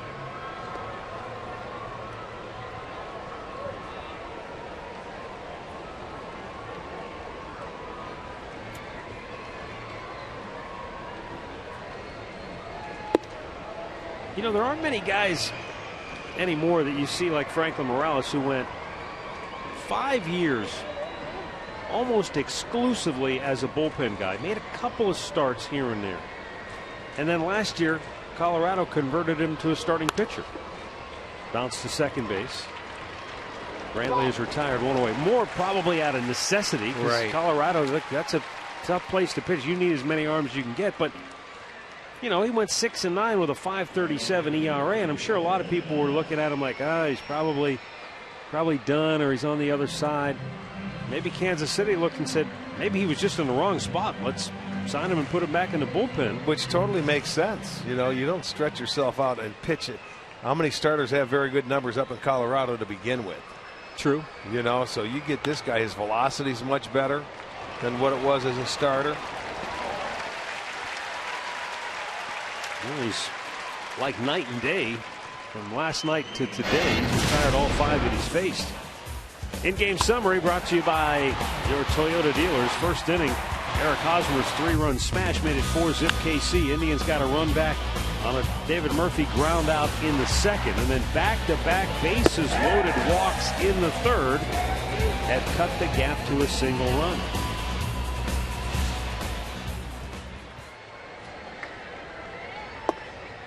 Much like the series opener, Indians only have 2 hits to this point. Kansas City, for that matter, only has 3.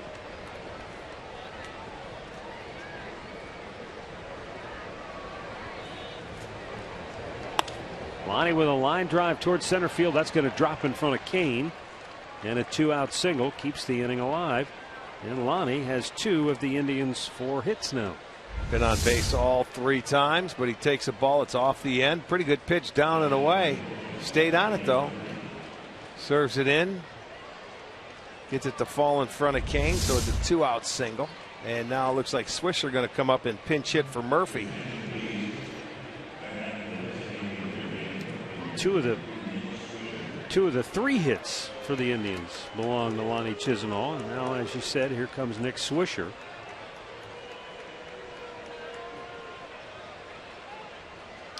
Swisher was just activated before the series opener Tuesday night here in KC.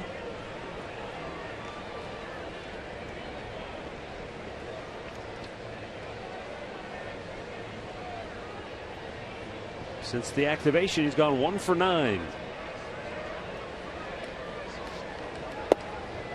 And it's outside, ball 1.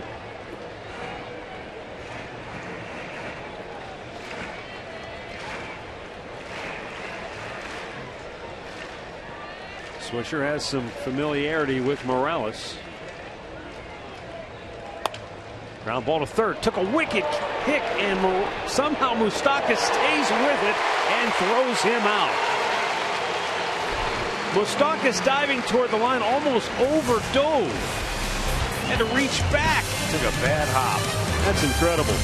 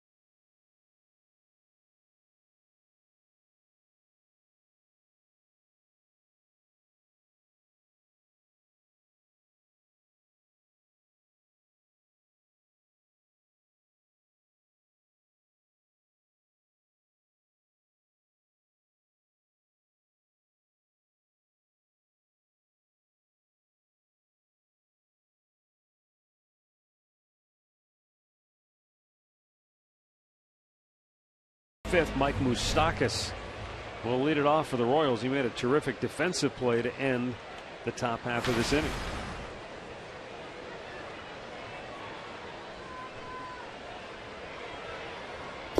We were talking about it during the commercial break. We're not sure if Moustakas anticipated that ball going more toward the line, maybe past the line, and just got himself into a dive prematurely, or if that ball hit maybe a spike mark and kicked back. That hit something, because the way he caught that ball, it was awkward. It was very awkward. So I'm guessing it had to hit something and change direction.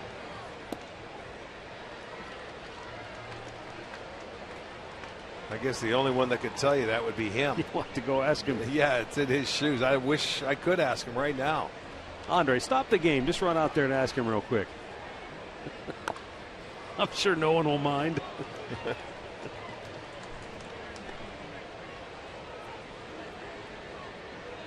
Now Moustakas had a base hit in that first inning, came around on the 3-run homer. He walked in the second. All 3 of the Kansas City hits came back in the first inning. Moustakas, Cain, and Hosmer all had 2-0 counts. Pulls one in the hole. Again, just like the first time up.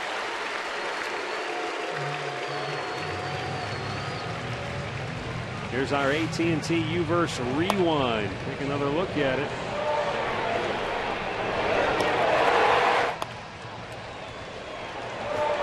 Ended up backhand that ball. It's awfully weird.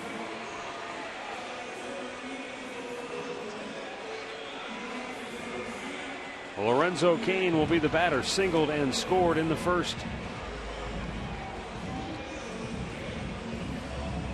Comebacker in the second.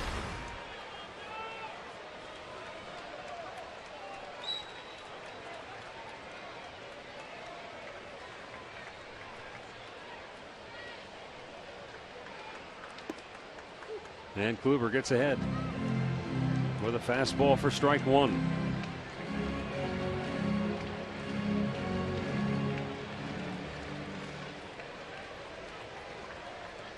Lou Koshaver, just activated before the game, is up in the Kansas City bullpen. Might be making his season debut here before long. That's low. 1 ball, 1 strike.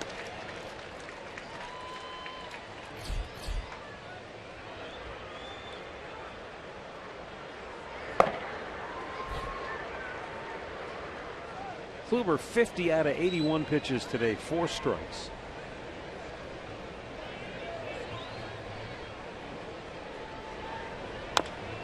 Cain, a chopper foul.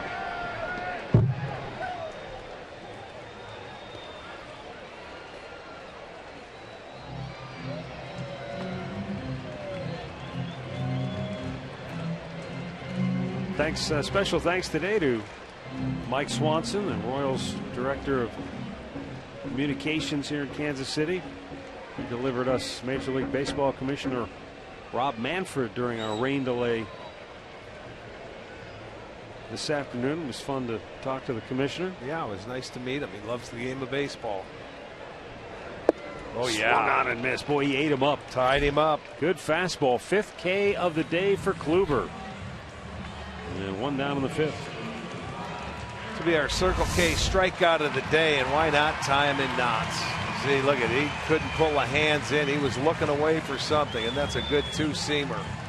That's a pitch that Kluber always works on, but boy, just used it at the right time there to get Cain.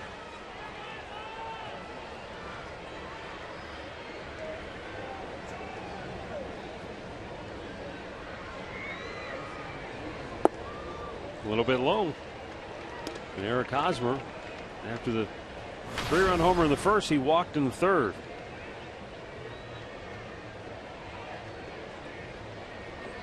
Well, this is the kind of guy that in that lineup, you don't want to throw him too many good pitches. He's hot right now. He's killed the Indians so far in this being game number 6.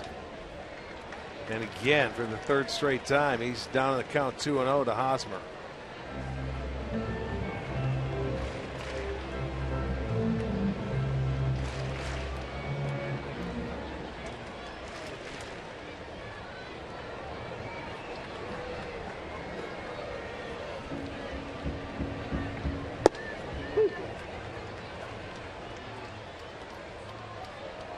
Well, he gets a strike here to move it to 2-1.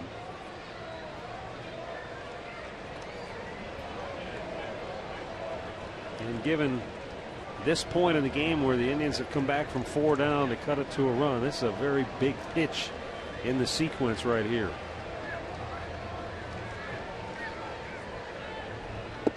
Oh, and he came back off speed.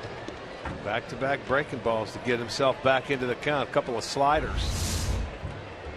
Good one right here. Just locks him up. He was obviously looking for something different, probably the fastball. 2-1. Didn't get it.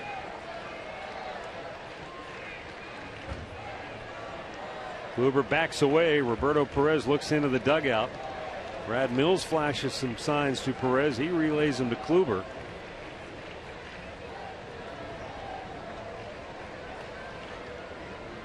The 2-2. Locked him up again. Boy, Hosmer could not pull the trigger. Back-to-back strikeouts for Corey Kluber. You said before he couldn't pull the trigger on the breaking ball before, so he came right back to it, huh? Yeah, but this time he went outside with it. He tried to start this pitch off the dish, but it was right on the corner and it stayed there. He came back from a 2-0 count. Those are 3 very good pitches. Here's our Levin player profile on Kendry Morales.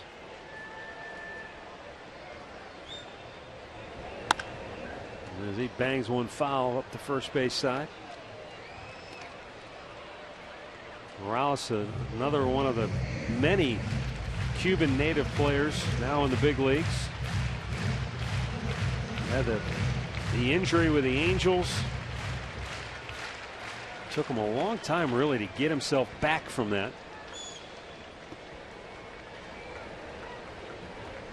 The 0-1 in the dirt.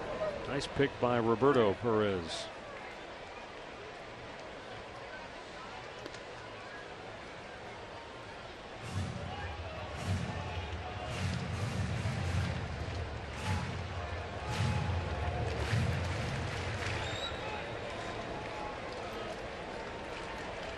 Moustakas started the inning with a single, but back-to-back strikeouts by Kluber. Now 1-1 to Morales, hammered hard, right field. Moss cuts it off, and he'll hold Morales to a single. Moustakas goes to third.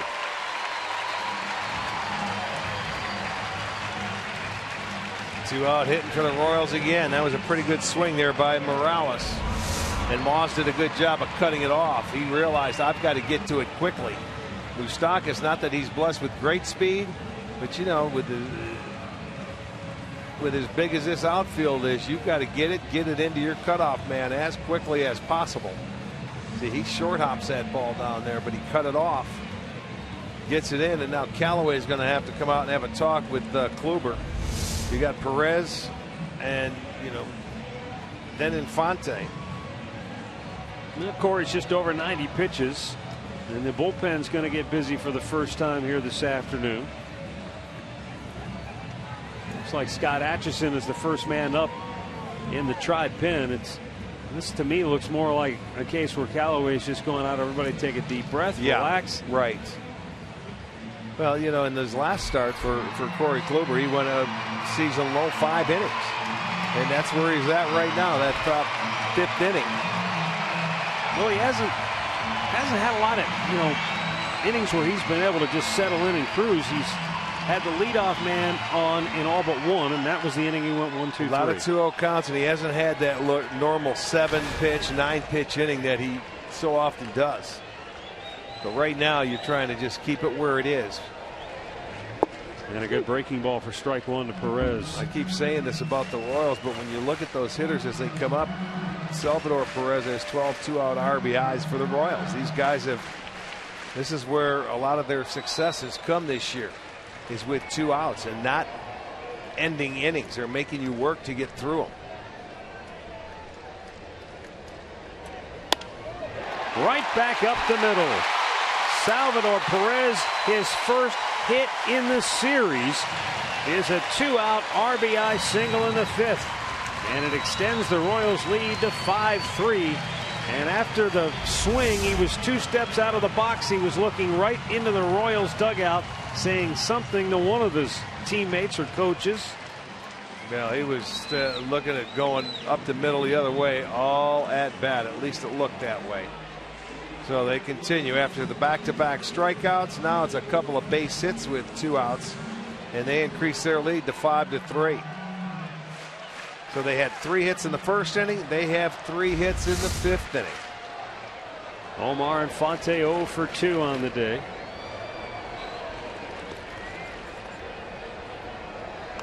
And a foul by Infante.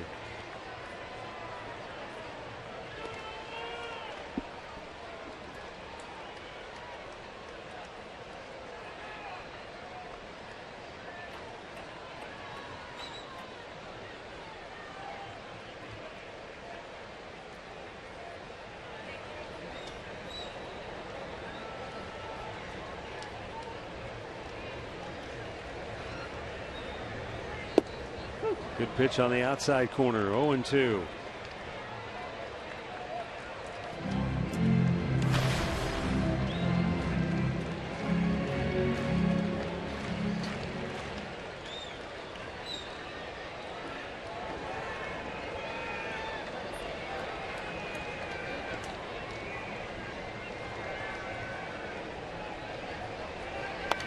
And a foul right back to the screen. A fastball from Kluber.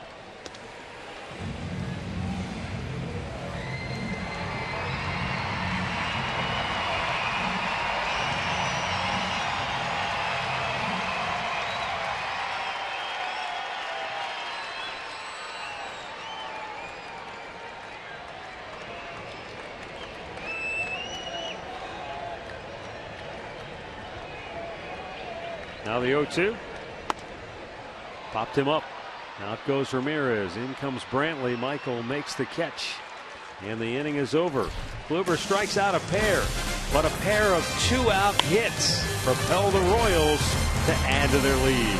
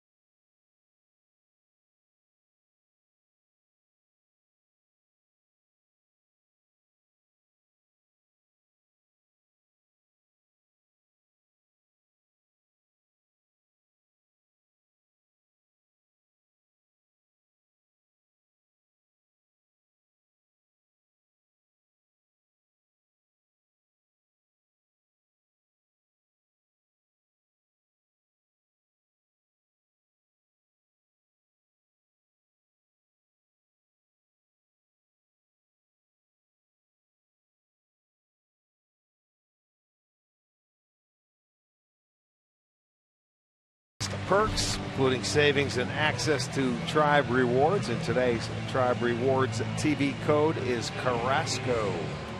Go to Indians.com for the details.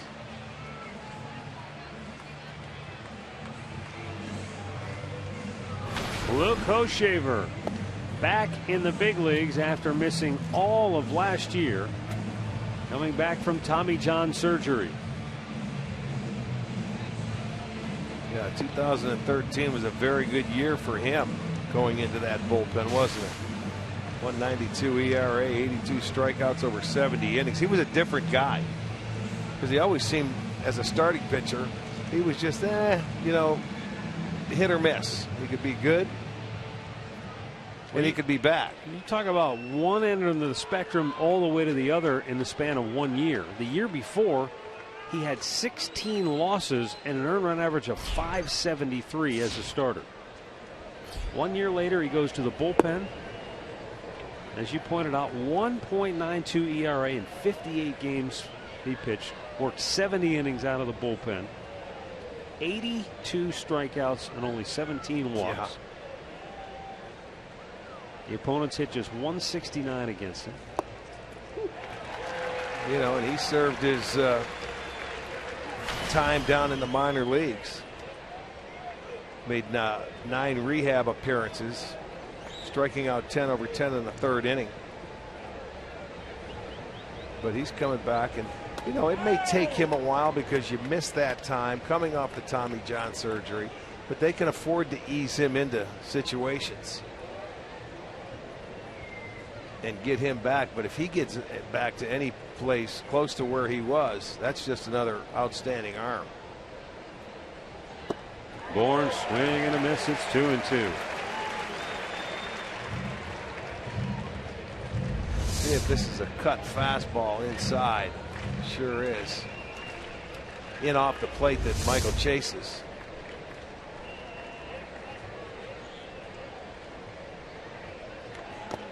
And a foul off the. I don't know if that caught him on the wrist or just tore his glove off. Well, it hit him in the hand and it hurt. Look at it, got him right on the meat part of the hand, hit him in that catcher's glove. On the foul tip. Right off the top of the fingers. Yeah, that kind of looked like a delayed reaction once the pain set in. Yeah, MOUSTAKAS is just giving him time. That's all he's doing in there.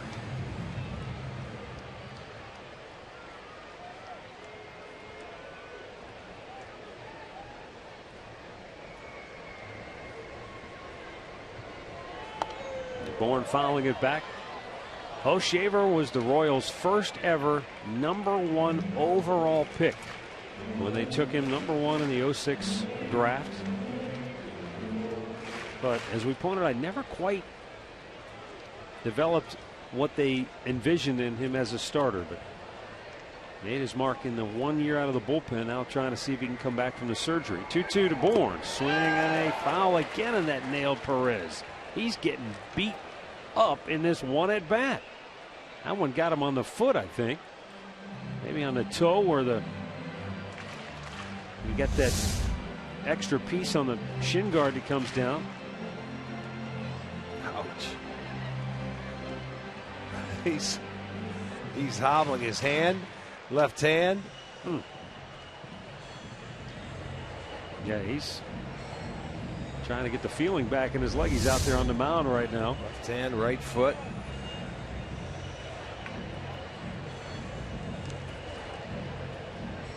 You know, Hochevar, when he went to the bullpen in 2013, he had a game against Cleveland in September 10th of that year. He faced 5 hitters and struck all 5 of them out. And he was the first Royals pitcher to ever do that in a game. Face 5 guys, strike all 5 of them out.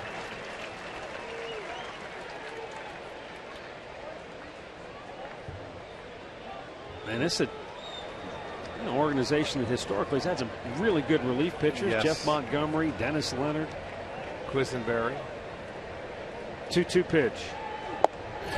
Bourne strikes out.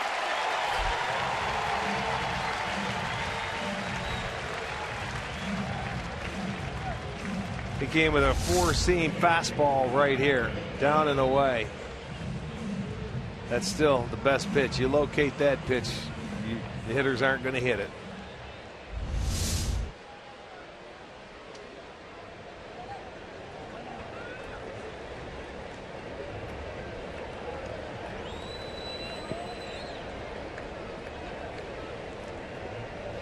Roberto Perez has walked and struck out. Slider over the outside corner.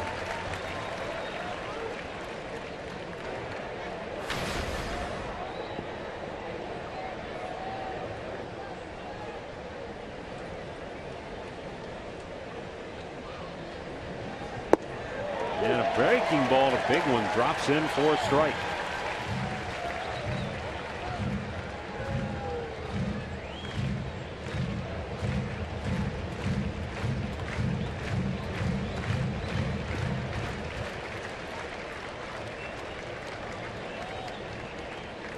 See Perez point to the dirt. He wants it in the ground. Wow. He caught that almost in the dirt, and Jerry Davis still called it a strike. Which is why Roberto Perez is shaking his head as he goes back to the dugout. You can see Perez ask for it. He wants it in the dirt. Now watch where this ball ends up. Watch where he catches it. Well, he gave that target up high maybe to start that pitch up there. By the time it gets down, it's down. It looks below the knees, but it's called a strike. And it's back-to-back strikeouts.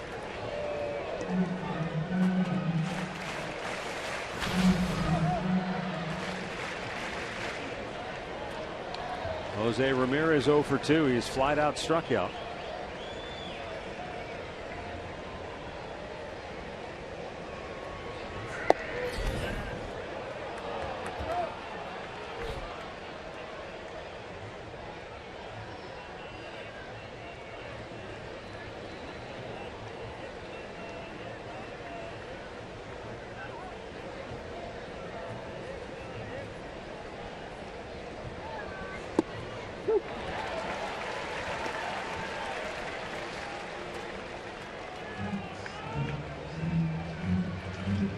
Ramirez with 14 hits on the year and 74 at-bats.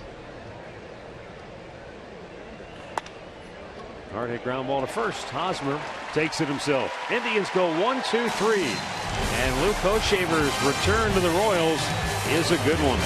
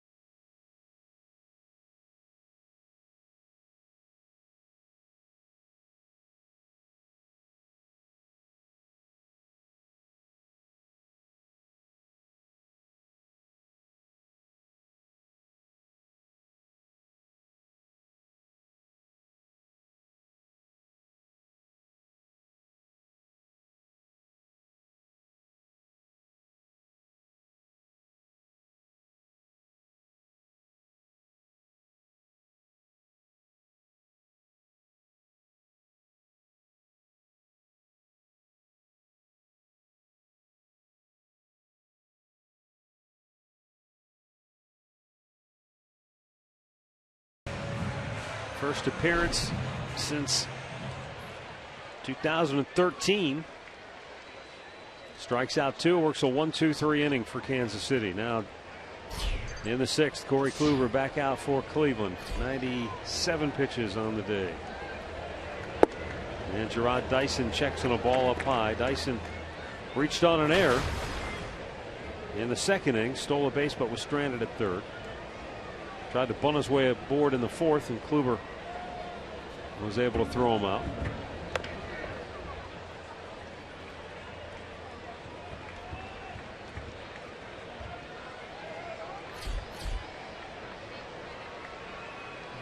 Zipchinski behind the fence there, getting loose. I don't know if he'll be ready for Gordon Moustakas, or we'll have to wait and see. Right field, Moss. One away. Saturday, baseball on Fox Sports 1 returns with a double dip. Royals, Tigers, then Braves, Nationals. Coverage begins at 12:30 Eastern on your home for baseball every Saturday, Fox Sports 1, and streaming live on Fox Sports Go.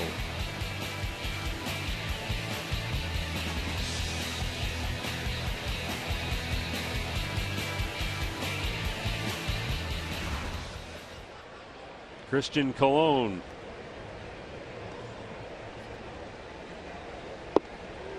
Leaned back from a breaking ball. It's in for a strike.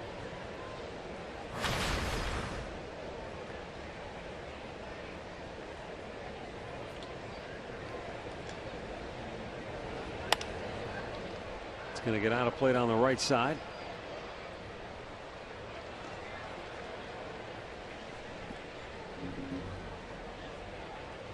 Well, if you're home from work and wondering why the game's still going on, it's only in the 6th inning. We were 2 hours and 17 minutes late getting started today due to a rain delay at the outset. Colon goes down swinging, 2 away. 7th strikeout for Corey Kluber. Corey goes upstairs with a fastball, blows him away, gets ahead of him, expands his zone. So 7 strikeouts for Kluber now. Salazar had 9. Carrasco had 6. This is the team that strikes out the least in this league, is the Kansas City Royals. Gordon has struck out 7 times in the series, and now lines a 2-out single into center field. And that might be it for Corey Kluber. Here comes Terry Francona. 5 2/3 innings. 7 hits allowed for Kluber here today. And he won't have a chance to win this afternoon. He can only lose it. So 7 starts into the season. Corey Kluber still without a victory, but he's at least kept his team in it. We'll see if the Indians can rally. Mark Sipchinski's coming on when we come back.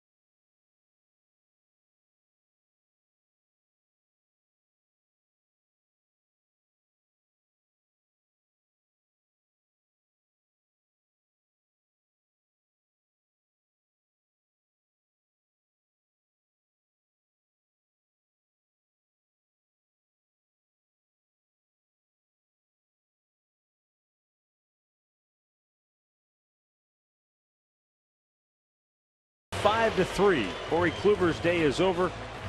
Mark Sipchinski making his 14th appearance of the year. A win, no losses, an ERA of 4.70. He's worked 7 2/3 innings. He's walked 4, struck out 10. Opposition hitting a .192 against him. Got a runner at first, 2 down, and Mike Moustakas coming to the plate.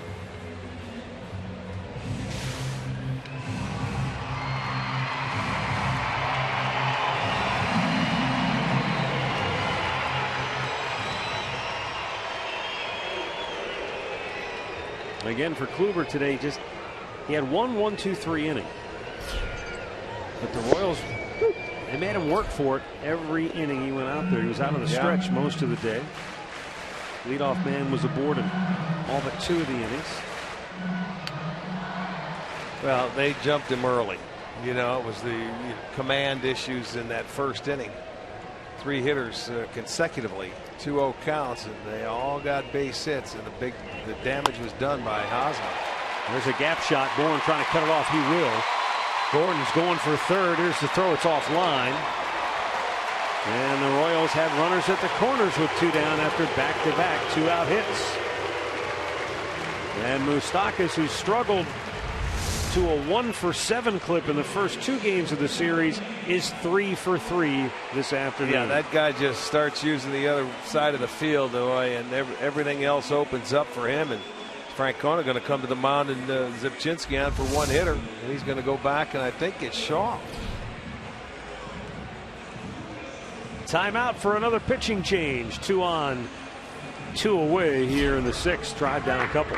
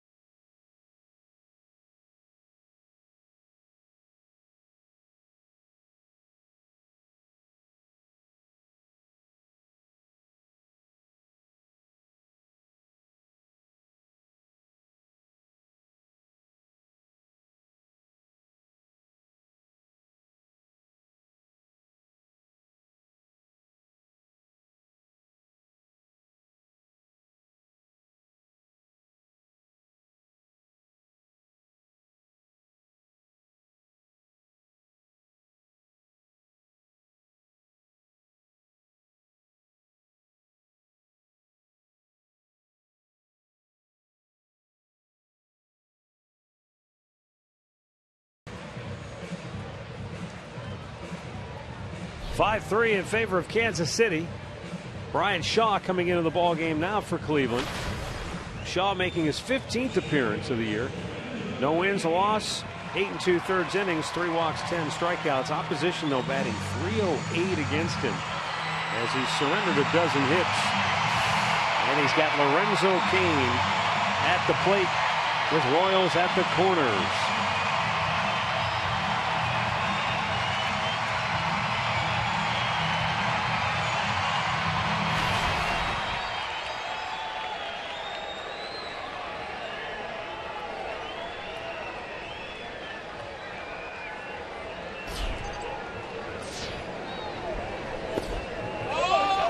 Stopped by Perez, ball 1.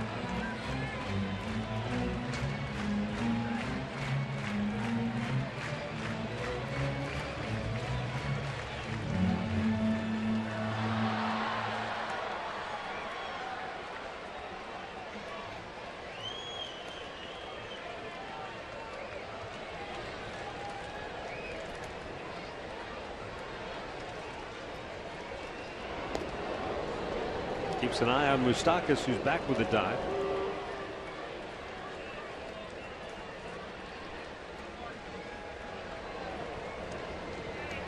Zipchinski faced 1 batter, gave up the hit to Moustakas. Now Shaw on, potentially for only 1 batter. With the left-handed hitting Hosmer on deck. 1-0 pitch. Outside 2-0.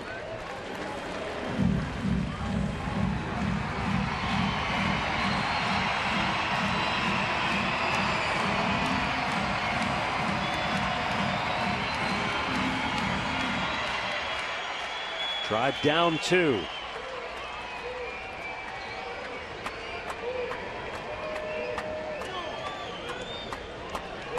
Moustakas takes off and CAIN fouls it away, so he'll have to head back to first base, and it's a 2-1 count. Yeah, you get that 2-0 count, and you look for something you can handle, and he liked it. He took a swing at it, even though Hosmer was running. With 2 outs here, this guy is an excellent 2-out hitter. Or Moustakas was running, I'm sorry.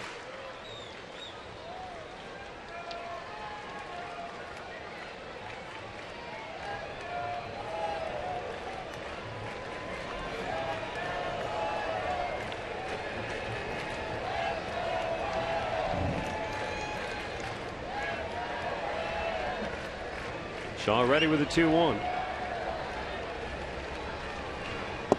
And CAIN looked like taking all the way. Fastball. 2-2.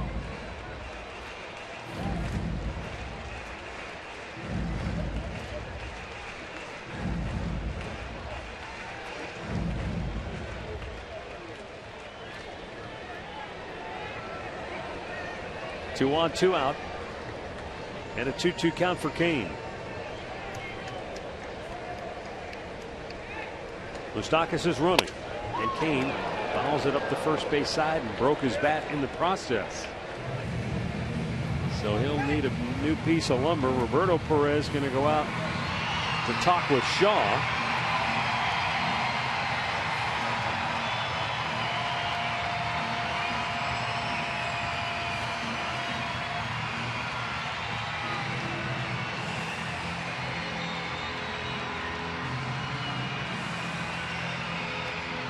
CAIN, after getting a new bat, is ready to roll.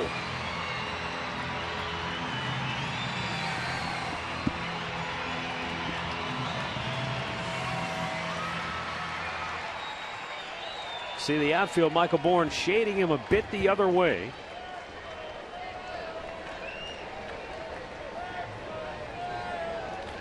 CAIN's single in the first inning went to the opposite field.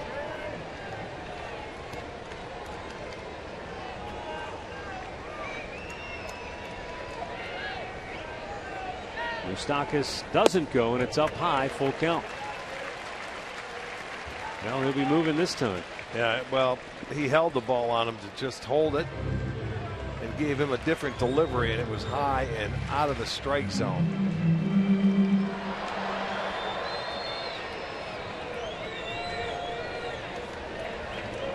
So Moustakas at first will be running. Alex Gordon is the runner at third base. And the 3-2 pitch right back to Shaw. He'll go to first. And the inning is over. 6 complete. Royals lead it 5-3.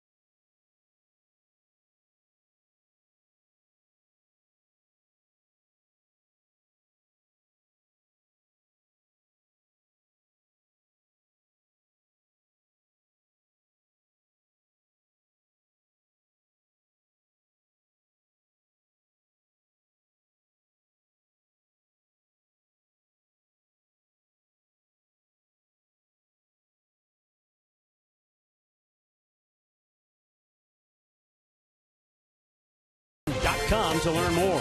By Levin Mattress, located in all Levin furniture and freestanding locations. And by AT&T Uverse, has more channels on the go than cable. 5-3, Royals lead it, 7th inning. And for Cleveland, top of the order, Jason Kipnis, Carlos Santana, and Michael Brantley. Ryan Madson is the new Royals pitcher.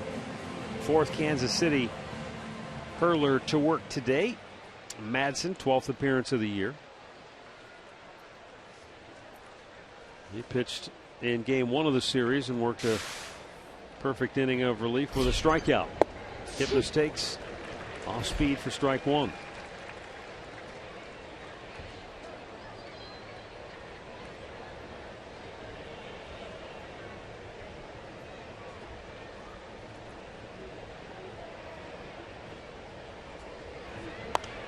And that's fouled back out of play quickly. 0-2.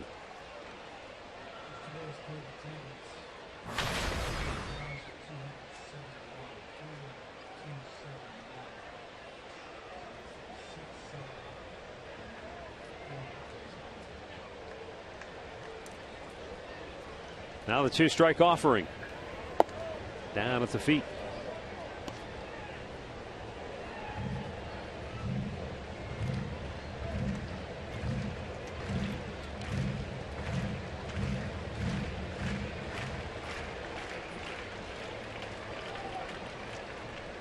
Kipnis trying to provide a little spark at the top of the order for the Indians here in the 7th.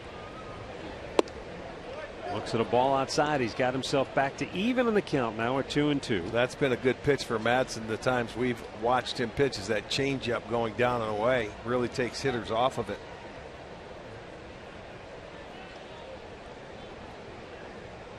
The Indians with just 3 hits on the day. They have drawn 6 walks, all from Edison Volquez. Yeah, 3 hits and 2 of them belong to Lonnie Chisenhall.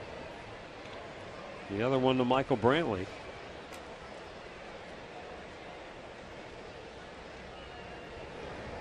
Back-to-back bases loaded walks in the 3rd got the Indians to within a run at 4-3. Orioles have added one since then. And Kipnis putting up a good at bat here to start the 7th.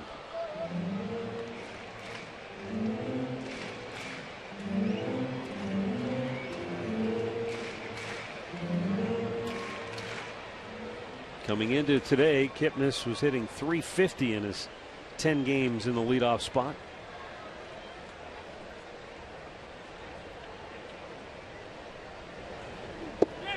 Close, but inside and a full count.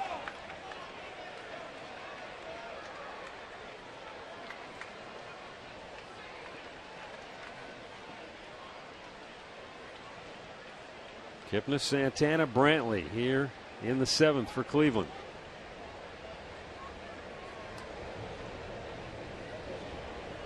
And the payoff. Grounded to short. 1 away.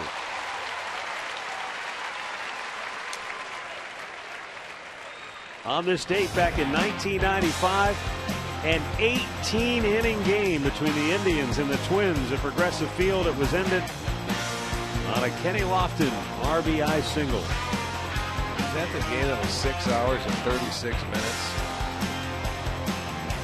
Yes, I did. You know, that was actually, for as long as that game was, that was a great entertaining game. Yeah. Yes, it was a very entertaining game.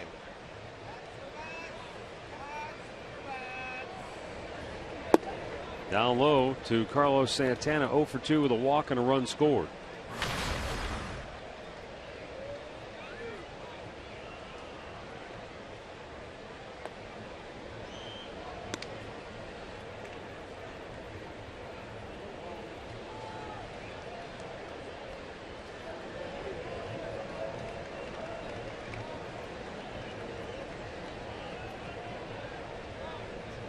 Madson delivers high, 2-0. At one point, you know what, now that I think about it, I don't think at any point we had all 48,271 here today. But it is the 6th sellout of the season for Kansas City. 2-0 pitch. Oh, what was that? Well, he was going to push that bunt down the third baseline, and just never got there. He was thinking he was going to get a fastball. Moustakas is playing shortstop. Yeah. And he was just going to try and push it, get it down to third base. The 2-1. He swings at this one and sends it sky high to deep center field. CAIN is out of room, and it's out of here. Who needs a stinking push bunt? Carlos Santana sends one out of here for his 4th home run of the year, his 15th run batted in, and it cuts it to a 1-run game now at 5-4. For Carlos, his 4th home run makes it a 1-run ball game, and this is a fastball. He got right into his zone, and he goes to the big part of the yard, and you smoke it if you can get it out. That's where the big boys hit him. It is a 5-4 game. 4th home run of the year for Santana. All 4 have been on the road. Now Michael Brantley, who almost homered earlier in this game, but it was just fouled on the right field line. He singled and scored back in the 3rd.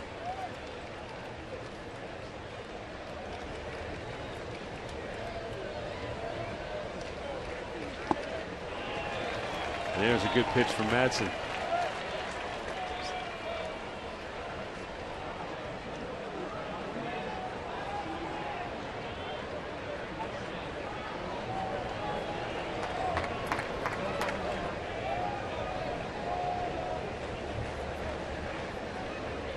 Now 1-1. Brantley rolls it to Hosmer. 2 down.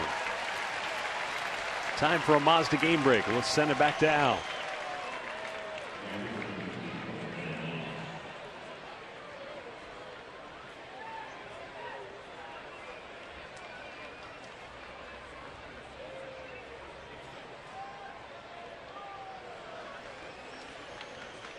All right, thanks, Al. With 2 down, Brandon Moss 0 for 3 today at the plate.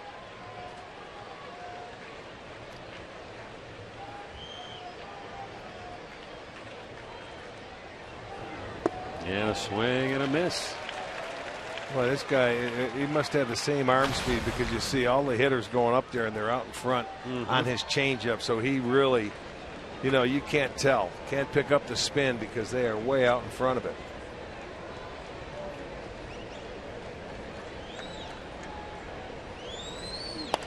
Yeah, you saw that same swing from Brantley and Moss. And Santana on the 2-0 changeup that he was going to slap the other way, thinking he was going to get a fastball before he hit the home run. Yeah.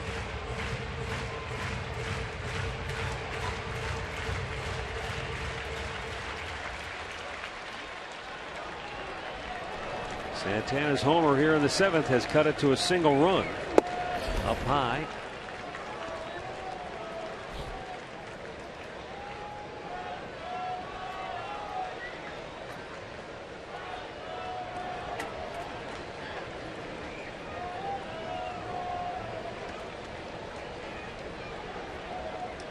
The pitch. A little bit low. 2-2.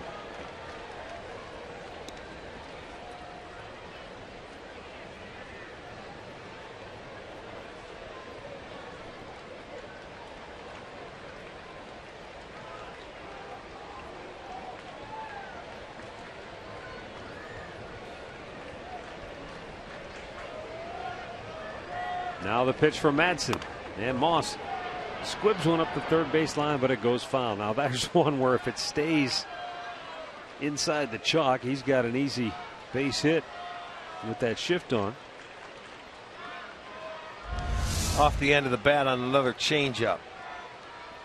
And you're right, that's when you say, okay, stay fair. The only one that would have had a play would have been Madsen. He wasn't going to get there in time.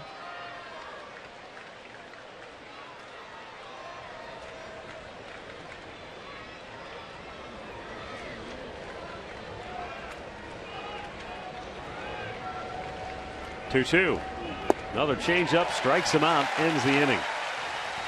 Carlos Santana sends one out of here for a solo homer. But it's 5-4 Kansas City, and we've reached the 7th inning stretch. Brought to you by Spitzer Auto World.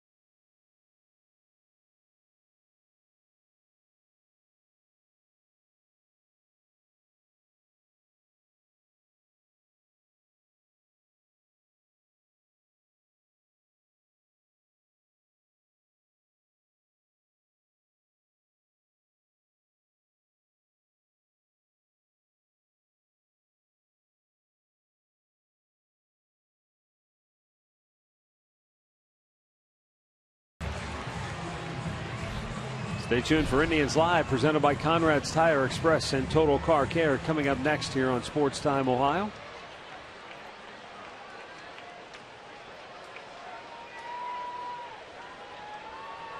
Nick Hagedorn is the 4th Indians pitcher to work here today. And he's the 4th Indians pitcher to work in the last 4 batters. How about that? That's right. Kluber faced Gordon. Zipchinski faced Moustakas. Shaw faced CAIN. And now Hagedorn faced Hosmer. Hosmer is 1 for 2. 3-run homer in the first. Walked in the third. Called out on strikes back in the 5th.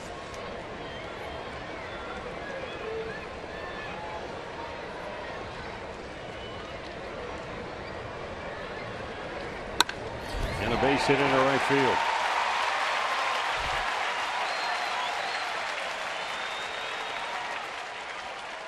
You know, Hagedorn faced Hosmer Tuesday here, and he got a fastball up and laced it down into the corner. This time he brought that fastball down today, and he just hit that ball in the hole between first and second. He loves a fastball. You got to throw him some breaking balls, because look what he is off Hagedorn. 5 for 8 in his career. What's that tell you? Good fastball hitter. He's looking for the fastball, and he's getting it. And when yes, he gets he it, is. He's not missing. He's hammering it. Here's Kendry Morales, 1 for 3 today. Switch hitter turns around to the right side of the plate, pops it up, foul, out of play.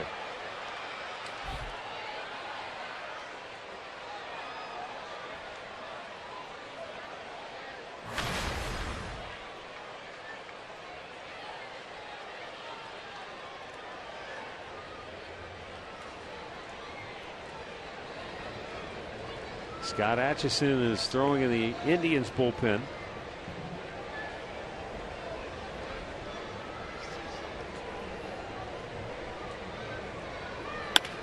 Ground ball up the middle, and that's a base hit. Bourne got to it quickly. Hosmer stops at second base. So back-to-back singles for Kansas City to open the bottom of the 7th inning, and that'll be it for Nick Hagedorn. 2 hitters, 2 hits today for Hagedorn. Well, Terry Francona will go back to the bullpen. He'll call for Scott Atchison to try to get the Indians out of a jam here in the 7th.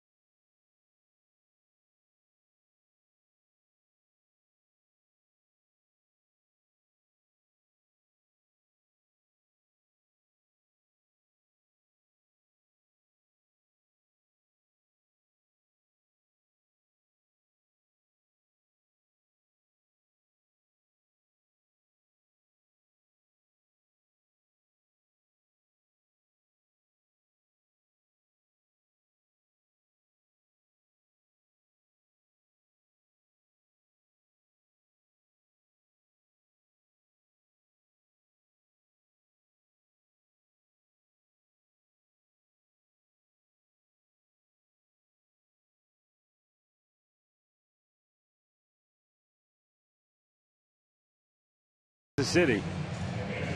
But the Indians are in some hot water with 2 on, nobody out. Scott Atchison coming into the game. He's got Salvador Perez at the plate. Perez is 1 for 3 today. And that one is his only hit in the series, but it was a 2-out RBI single in the 5th, and that right now is the difference in the game. And for Atchison and the Indians to have any hopes, they've got to keep the Royals from extending the lead.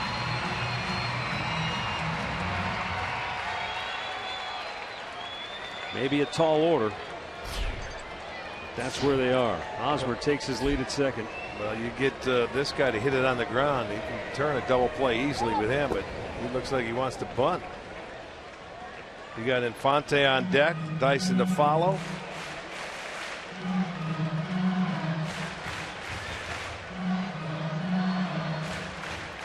He might have just been showing bunt to look at a pitch. Could be. As you mentioned, his first hit in the series just came in his last at bat and was with 2 outs. Yeah. He's swinging to the base hit into left field. Hosmer coming around third. He'll get the stop sign. Brantley got to it quickly. And the bases are loaded with nobody out. And how about Kansas City now? The 4th time through the lineup, they are 5 for 6 with all 5 being singles. Yeah. Boy, oh boy, they're just, there you go, 1 base at a time. They have a chance now to open this one wide open. Bases loaded, nobody out. Now Mickey Callaway is going to come out and talk to Atch, and the infield's going to meet in, and they've got a lot of work to do here to get out of this and keep this still a ball game. 5 Indians pitchers have combined to face the last 6 Royals hitters, and they've recorded 1 out. And Atchison will have Omar Infante at the dish with the bases loaded and nobody out.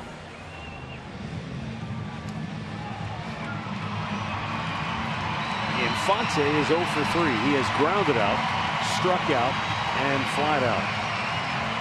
And he's 0 for 9 in the series. The Indians will bring the infield in.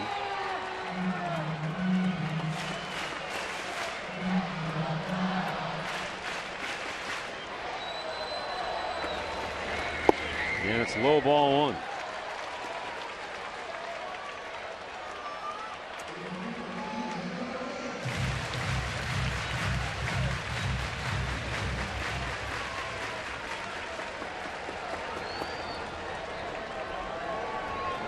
And that's low.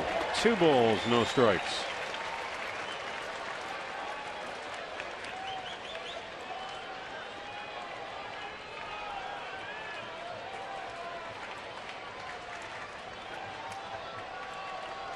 Indians down a run. Royals have out hit them though, 11-4. And they're 1 hit away from really blowing this thing open now. 2-0 count. And Infante swing and a miss. Right there, he was getting aggressive. He could have been sitting 3-0. Watch this breaking ball off the dish from Atch. It's a good pitch, but he didn't give in. And the aggressiveness of Infante got him that strike.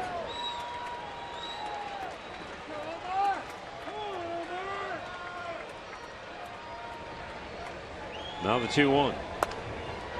Foul up the first base side.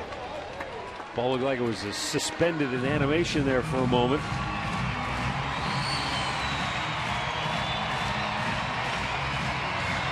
So 2-2. Infield on a ground ball. They'll be trying to come home to get that runner at the plate. Hard hit ball might have a chance to turn 2 if it's right at an infielder. 2-2. Base hit left field. Hosmer scores. Morales scores. Perez in the 3rd. Omar Infante with his first hit in the series. It's a 2-run double. And the Royals lead is now 7-4. Those 2 runs go to Hagedorn, but this is a breaking ball that hung. They didn't get it away, and it stayed middle of the plate. You could see Atch, as soon as he threw it, he knew it. Gives him a chance to turn on the baseball. That gets down in the left field. Now Atchison's day is done as Francona goes to the mound. And I'll tell you what, nobody in the bullpen could do anything today except there was one guy. Shaw got the only out. Bad day at Black Rock for the Indians bullpen, and the Royals extend their lead.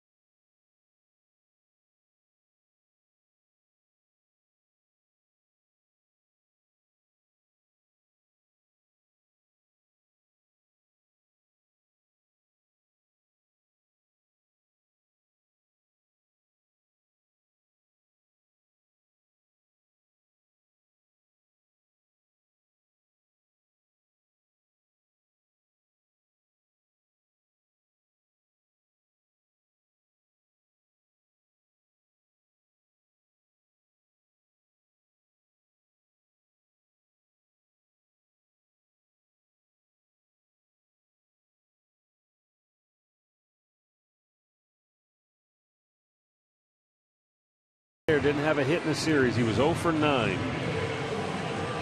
But he got a pitch to handle, and he drives it into left field for a 2-run double to put Kansas City up 7-4. Now Cody Allen coming into a second and third, nobody out situation, and he's got Gerard Dyson at the plate. The infield will stay in. This has just been a disastrous turn, though, for the Indians bullpen.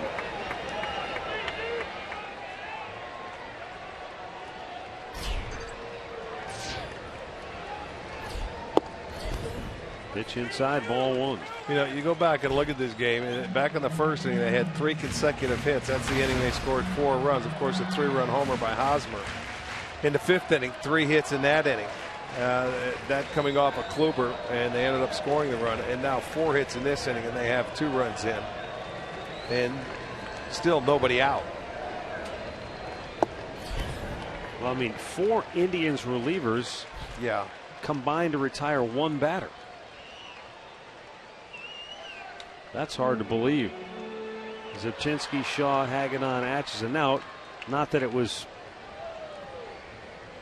They had a lot of say in it. It was like 1 batter, you're out, 1 batter, you're out. No, because your closer's in the 7th inning here, and there's still nobody out.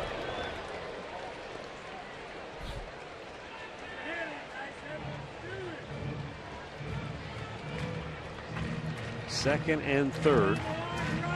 And the Indians down 3. Royals have out hit the Indians now 12-4.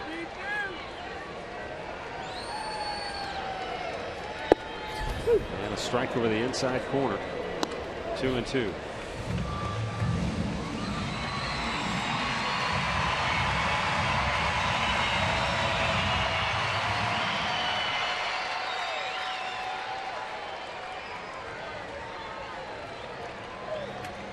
Cody Allen with a 2-2, and Dyson takes strike 3 call. That's the first out of the inning.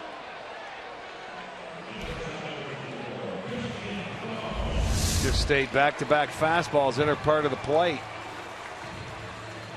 Dyson could not pull the trigger. That'll be the first out here in the 7th. Now it's Christian Colon, who's 0 for 2 with a sacrifice bunt. The infield stays drawn in.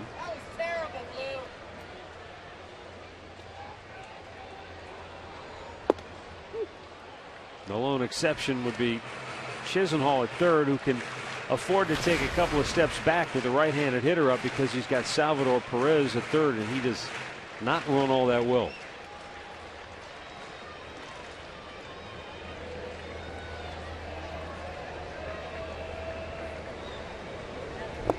Malone way out in front.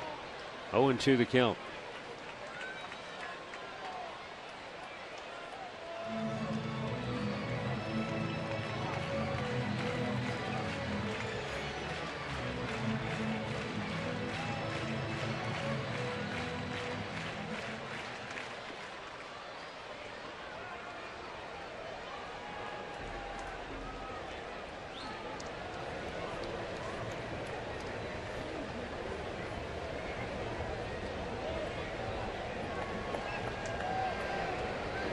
Fastball just off the outside corner. The ball and 2 strikes.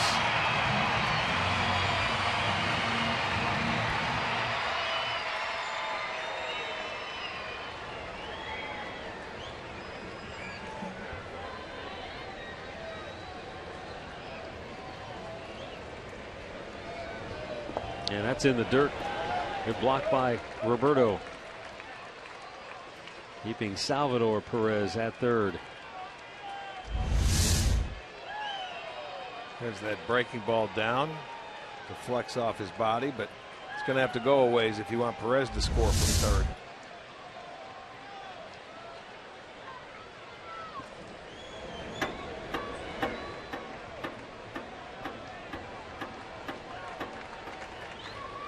Alex Gordon waiting on deck.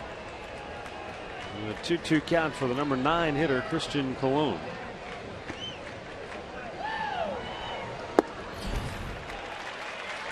A little bit low and a full count.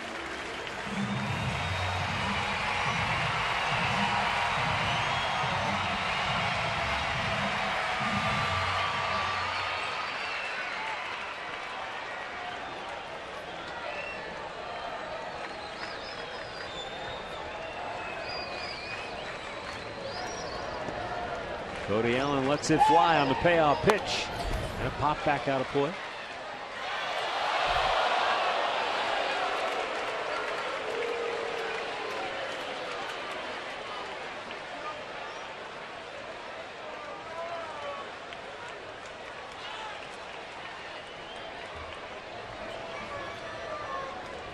Left side of the Indians infield, you see there, just behind the bags, right side of the infield.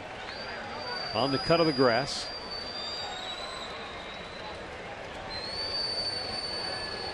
Cody Allen's 3-2 pitch. In the dirt, ball 4.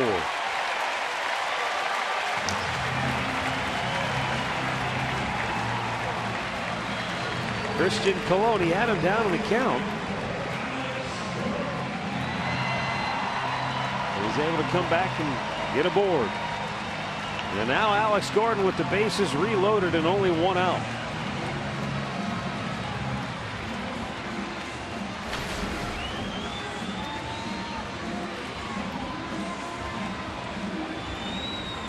Indians infield again is pulled in. They're coming home.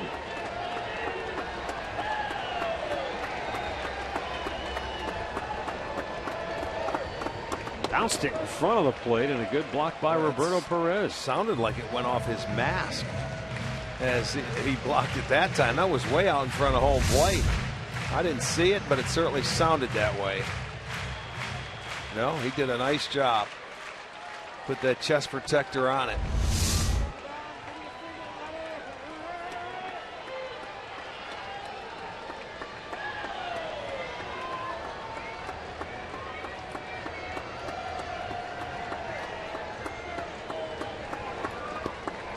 There's the 1-0 to Gordon. In for a strike.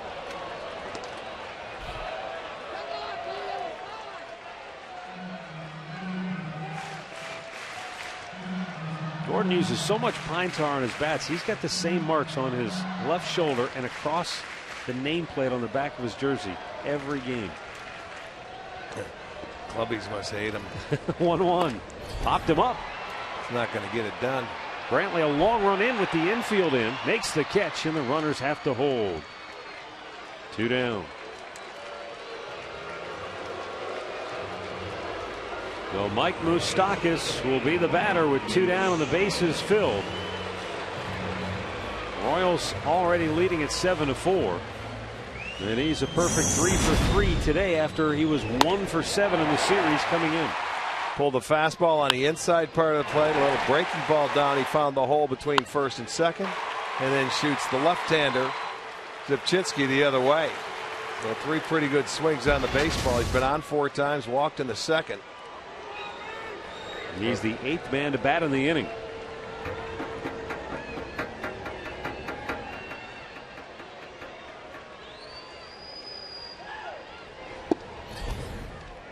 And it's low, ball 1.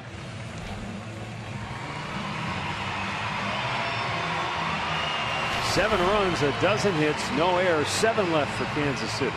4 runs, 4 hits, 2 errors, and 6 left for the Indians.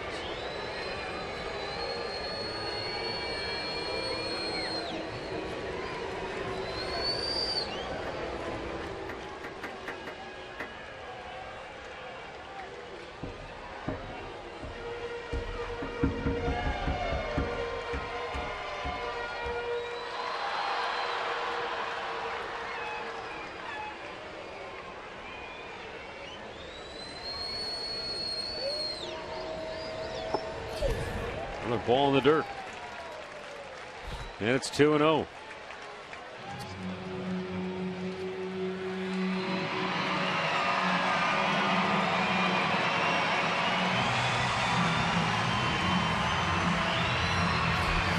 Now Ryan Webb is up in the Indians bullpen.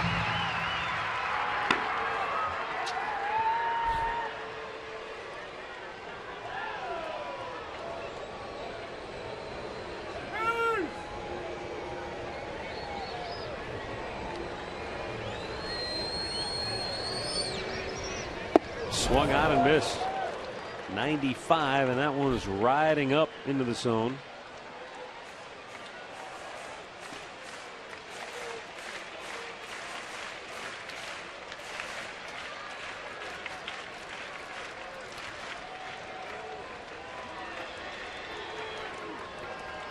Royals have them loaded.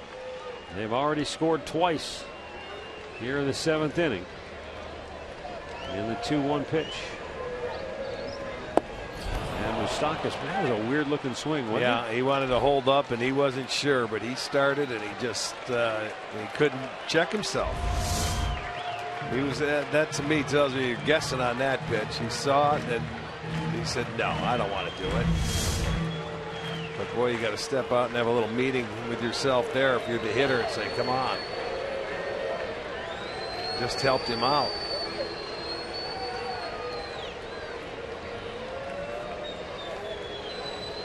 And now the 2-2. Got in on him and popped it up. Moss in right field will make the catch. Royals leave them loaded, but they tack on 2 more and lead it 7-4.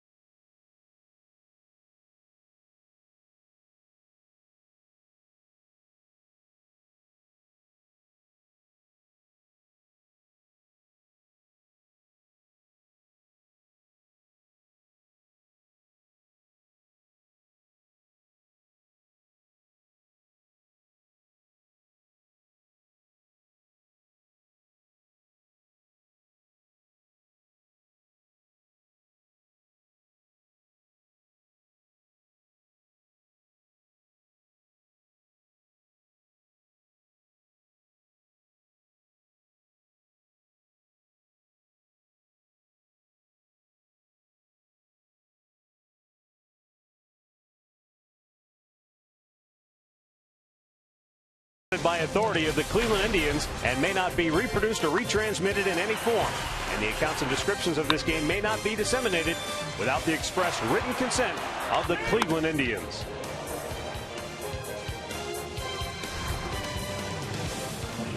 (7-4). It's Kansas City who has the lead. And here in the 8th inning for the Tribe, Lonnie Chisenhall, Nick Swisher, and Michael Bourne due up. Wade Davis, 12th appearance of the year.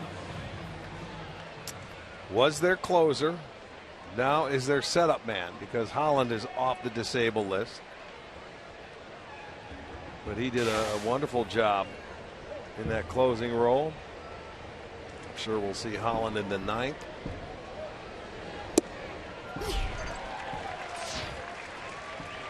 Chisenhall tripled and scored in the 2nd. He walked in the 3rd, singled in the 5th.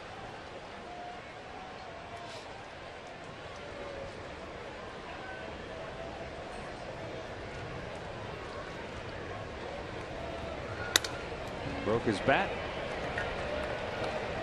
One away.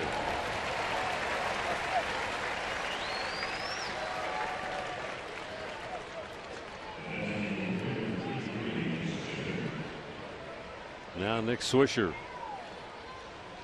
came on as a pinch hitter in the 5th inning. He had a ball to 3rd that Mike Moustakas made a really good play on to throw him out.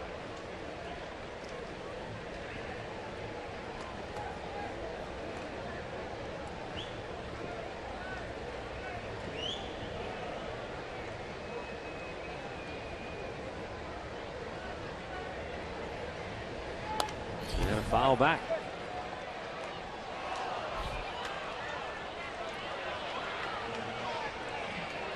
Indians heading home after this ball game. Minnesota awaits the Tribe weekend series. And then Minnesota playing really well.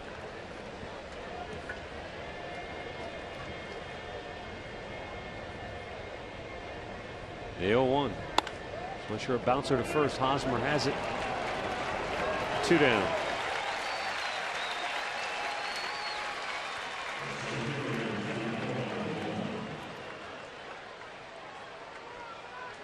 Michael Bourne coming up now. Bourne, a couple of walks today, struck out his last time up.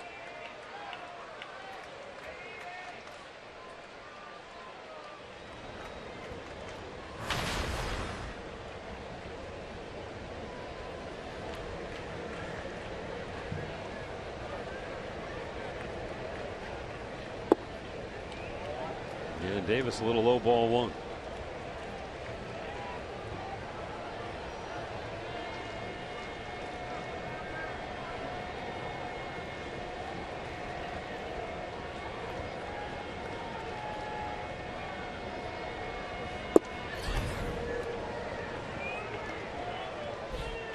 Two balls, no strikes. Maybe half of the 38,271 that were part of this sellout crowd are still around. Yeah, it's been a long day for them. It started out with, what was it, Kids Weather Day, where they had, 17,000 kids today at the ballpark, and then the 2-hour and 17-minute rain delay before this ball game started.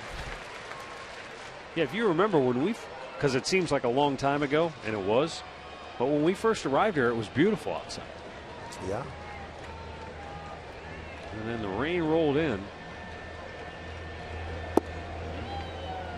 Didn't know if we'd ever get this game underway, but after 2 hours of waiting around, we were able to get it started and no delay, and really not a drop of rain since. Now the 3-1 to Bourne. Chopped to first. Hosmer. Gotta stop hitting it at that guy. Indians go 1-2-3.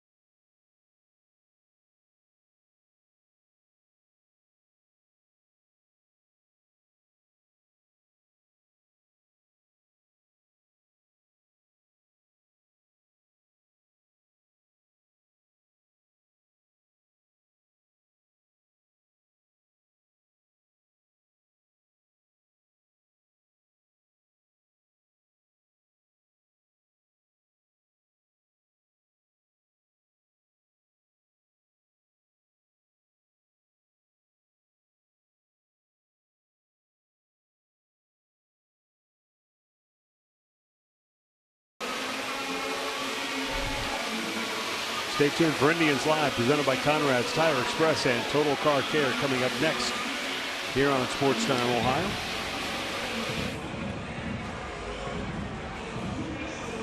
Ryan Webb enters the fray now for Cleveland. Be his third game. He's done really a nice job. His 2 outings, 5 innings, a couple of strikeouts. He's the 7th Indians pitcher to work in the game. Yes, he is.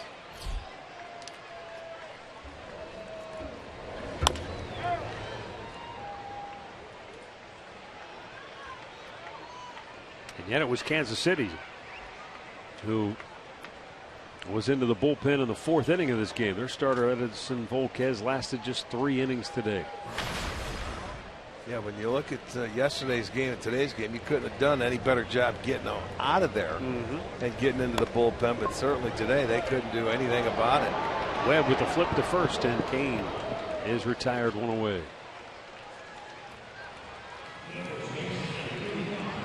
Carlos Santana's watching Webb. He's like, oh no, not again. Yeah, he brought it in because here comes another flip. That's exactly. He gets that flip out there, and this is a bigger, stronger guy than Dyson. Yeah, you know, a lot bigger. He may be missing his left arm, and I guarantee they're talking about it.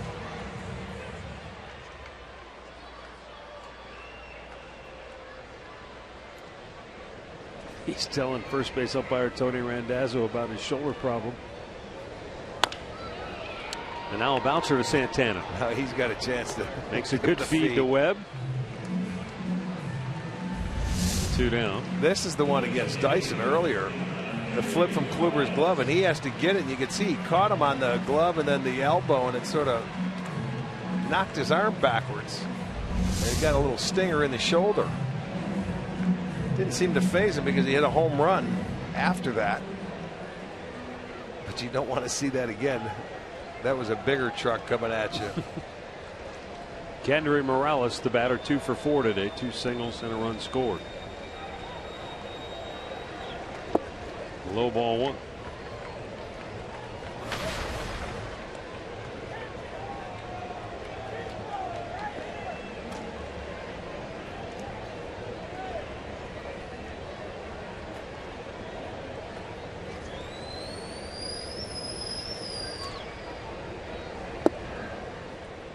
Sinks off the plate. 2 balls, no strikes.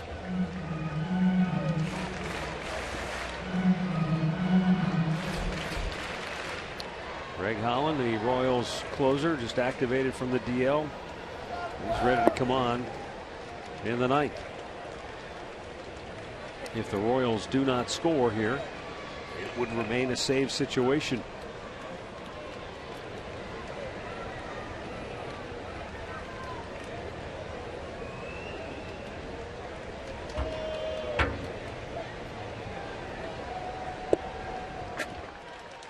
Four-pitch walk to Morales. In-game box score for Kansas City. It had contributions from everybody except the bottom 2 hitters in terms of hits and RBIs, getting runs home. But this is a weird game. This was a game that came down to 2 innings. The big inning in the first when Hosmer hit the 3-run homer. And then the disastrous 7th inning, in which the first 4 Royals all reached on hits as they added 2 more and pulled away to this point. Now the Indians still have an opportunity. And it'll be against the guy who hasn't pitched at all yet this year. So we'll see. Oh, he did pitch earlier this year, didn't he? I think he's got 4 saves before getting hurt. Yeah. Yeah, Holland pitched 4 games at 4 innings before he had the strained chest muscle. Whether or not he. Now, Hoshaver hadn't pitched at all. Right. And he came in and went 1, 2, 3 with a couple of strikeouts.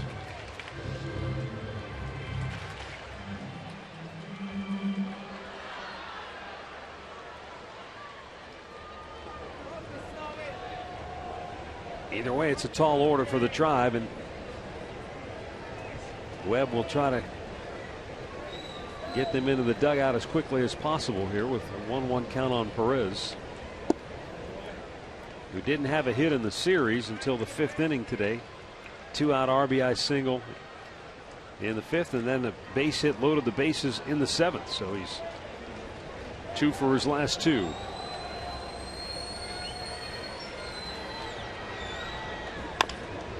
Slowly chopped to short. Ramirez will go to Kipnis, and we will go to the 9th. 7-4 Kansas City.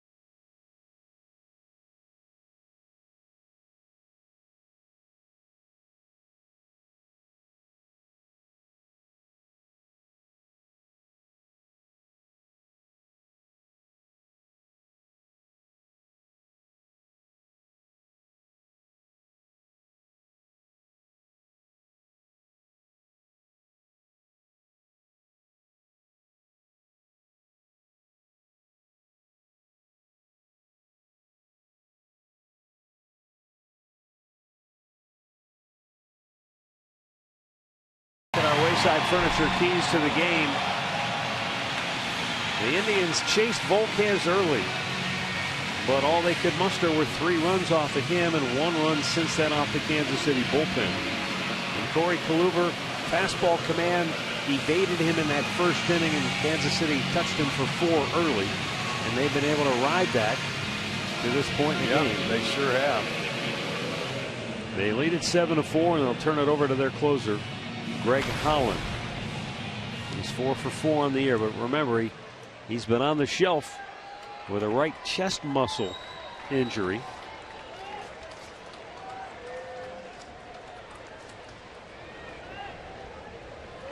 Missed 16 games due to that strain. Ryan Rayburn pinch hitting for Roberto Perez here in the 9th.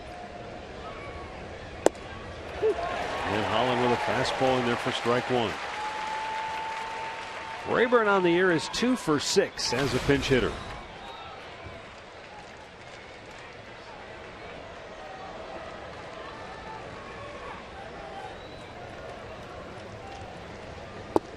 Down low.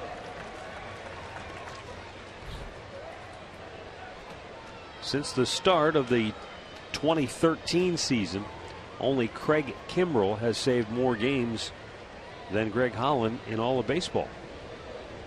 97 saves for Holland over that span. Rayburn pops one in the air. Shallow right for Dyson, 1 down. Time now for the Pat O'Brien play of the game. He had 2 strikes on him, but he hung him a breaking ball right there. Enabled 2 more runs to score, which was a big 2 runs. Indians were cut it to a 1-run ball game, so hanging breaking ball and a big hit there by Infante. That's our Pat O'Brien play of the game, and now Jose Ramirez 0 for 3 on the day at the plate. And a weak ground ball to second. 2 down.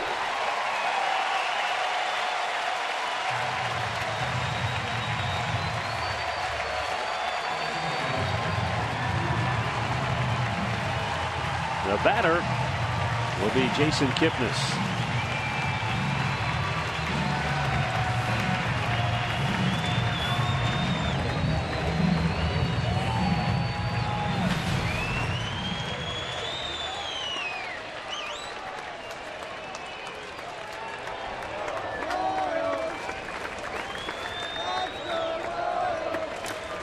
pitch. And Kipnis takes outside, ball 1.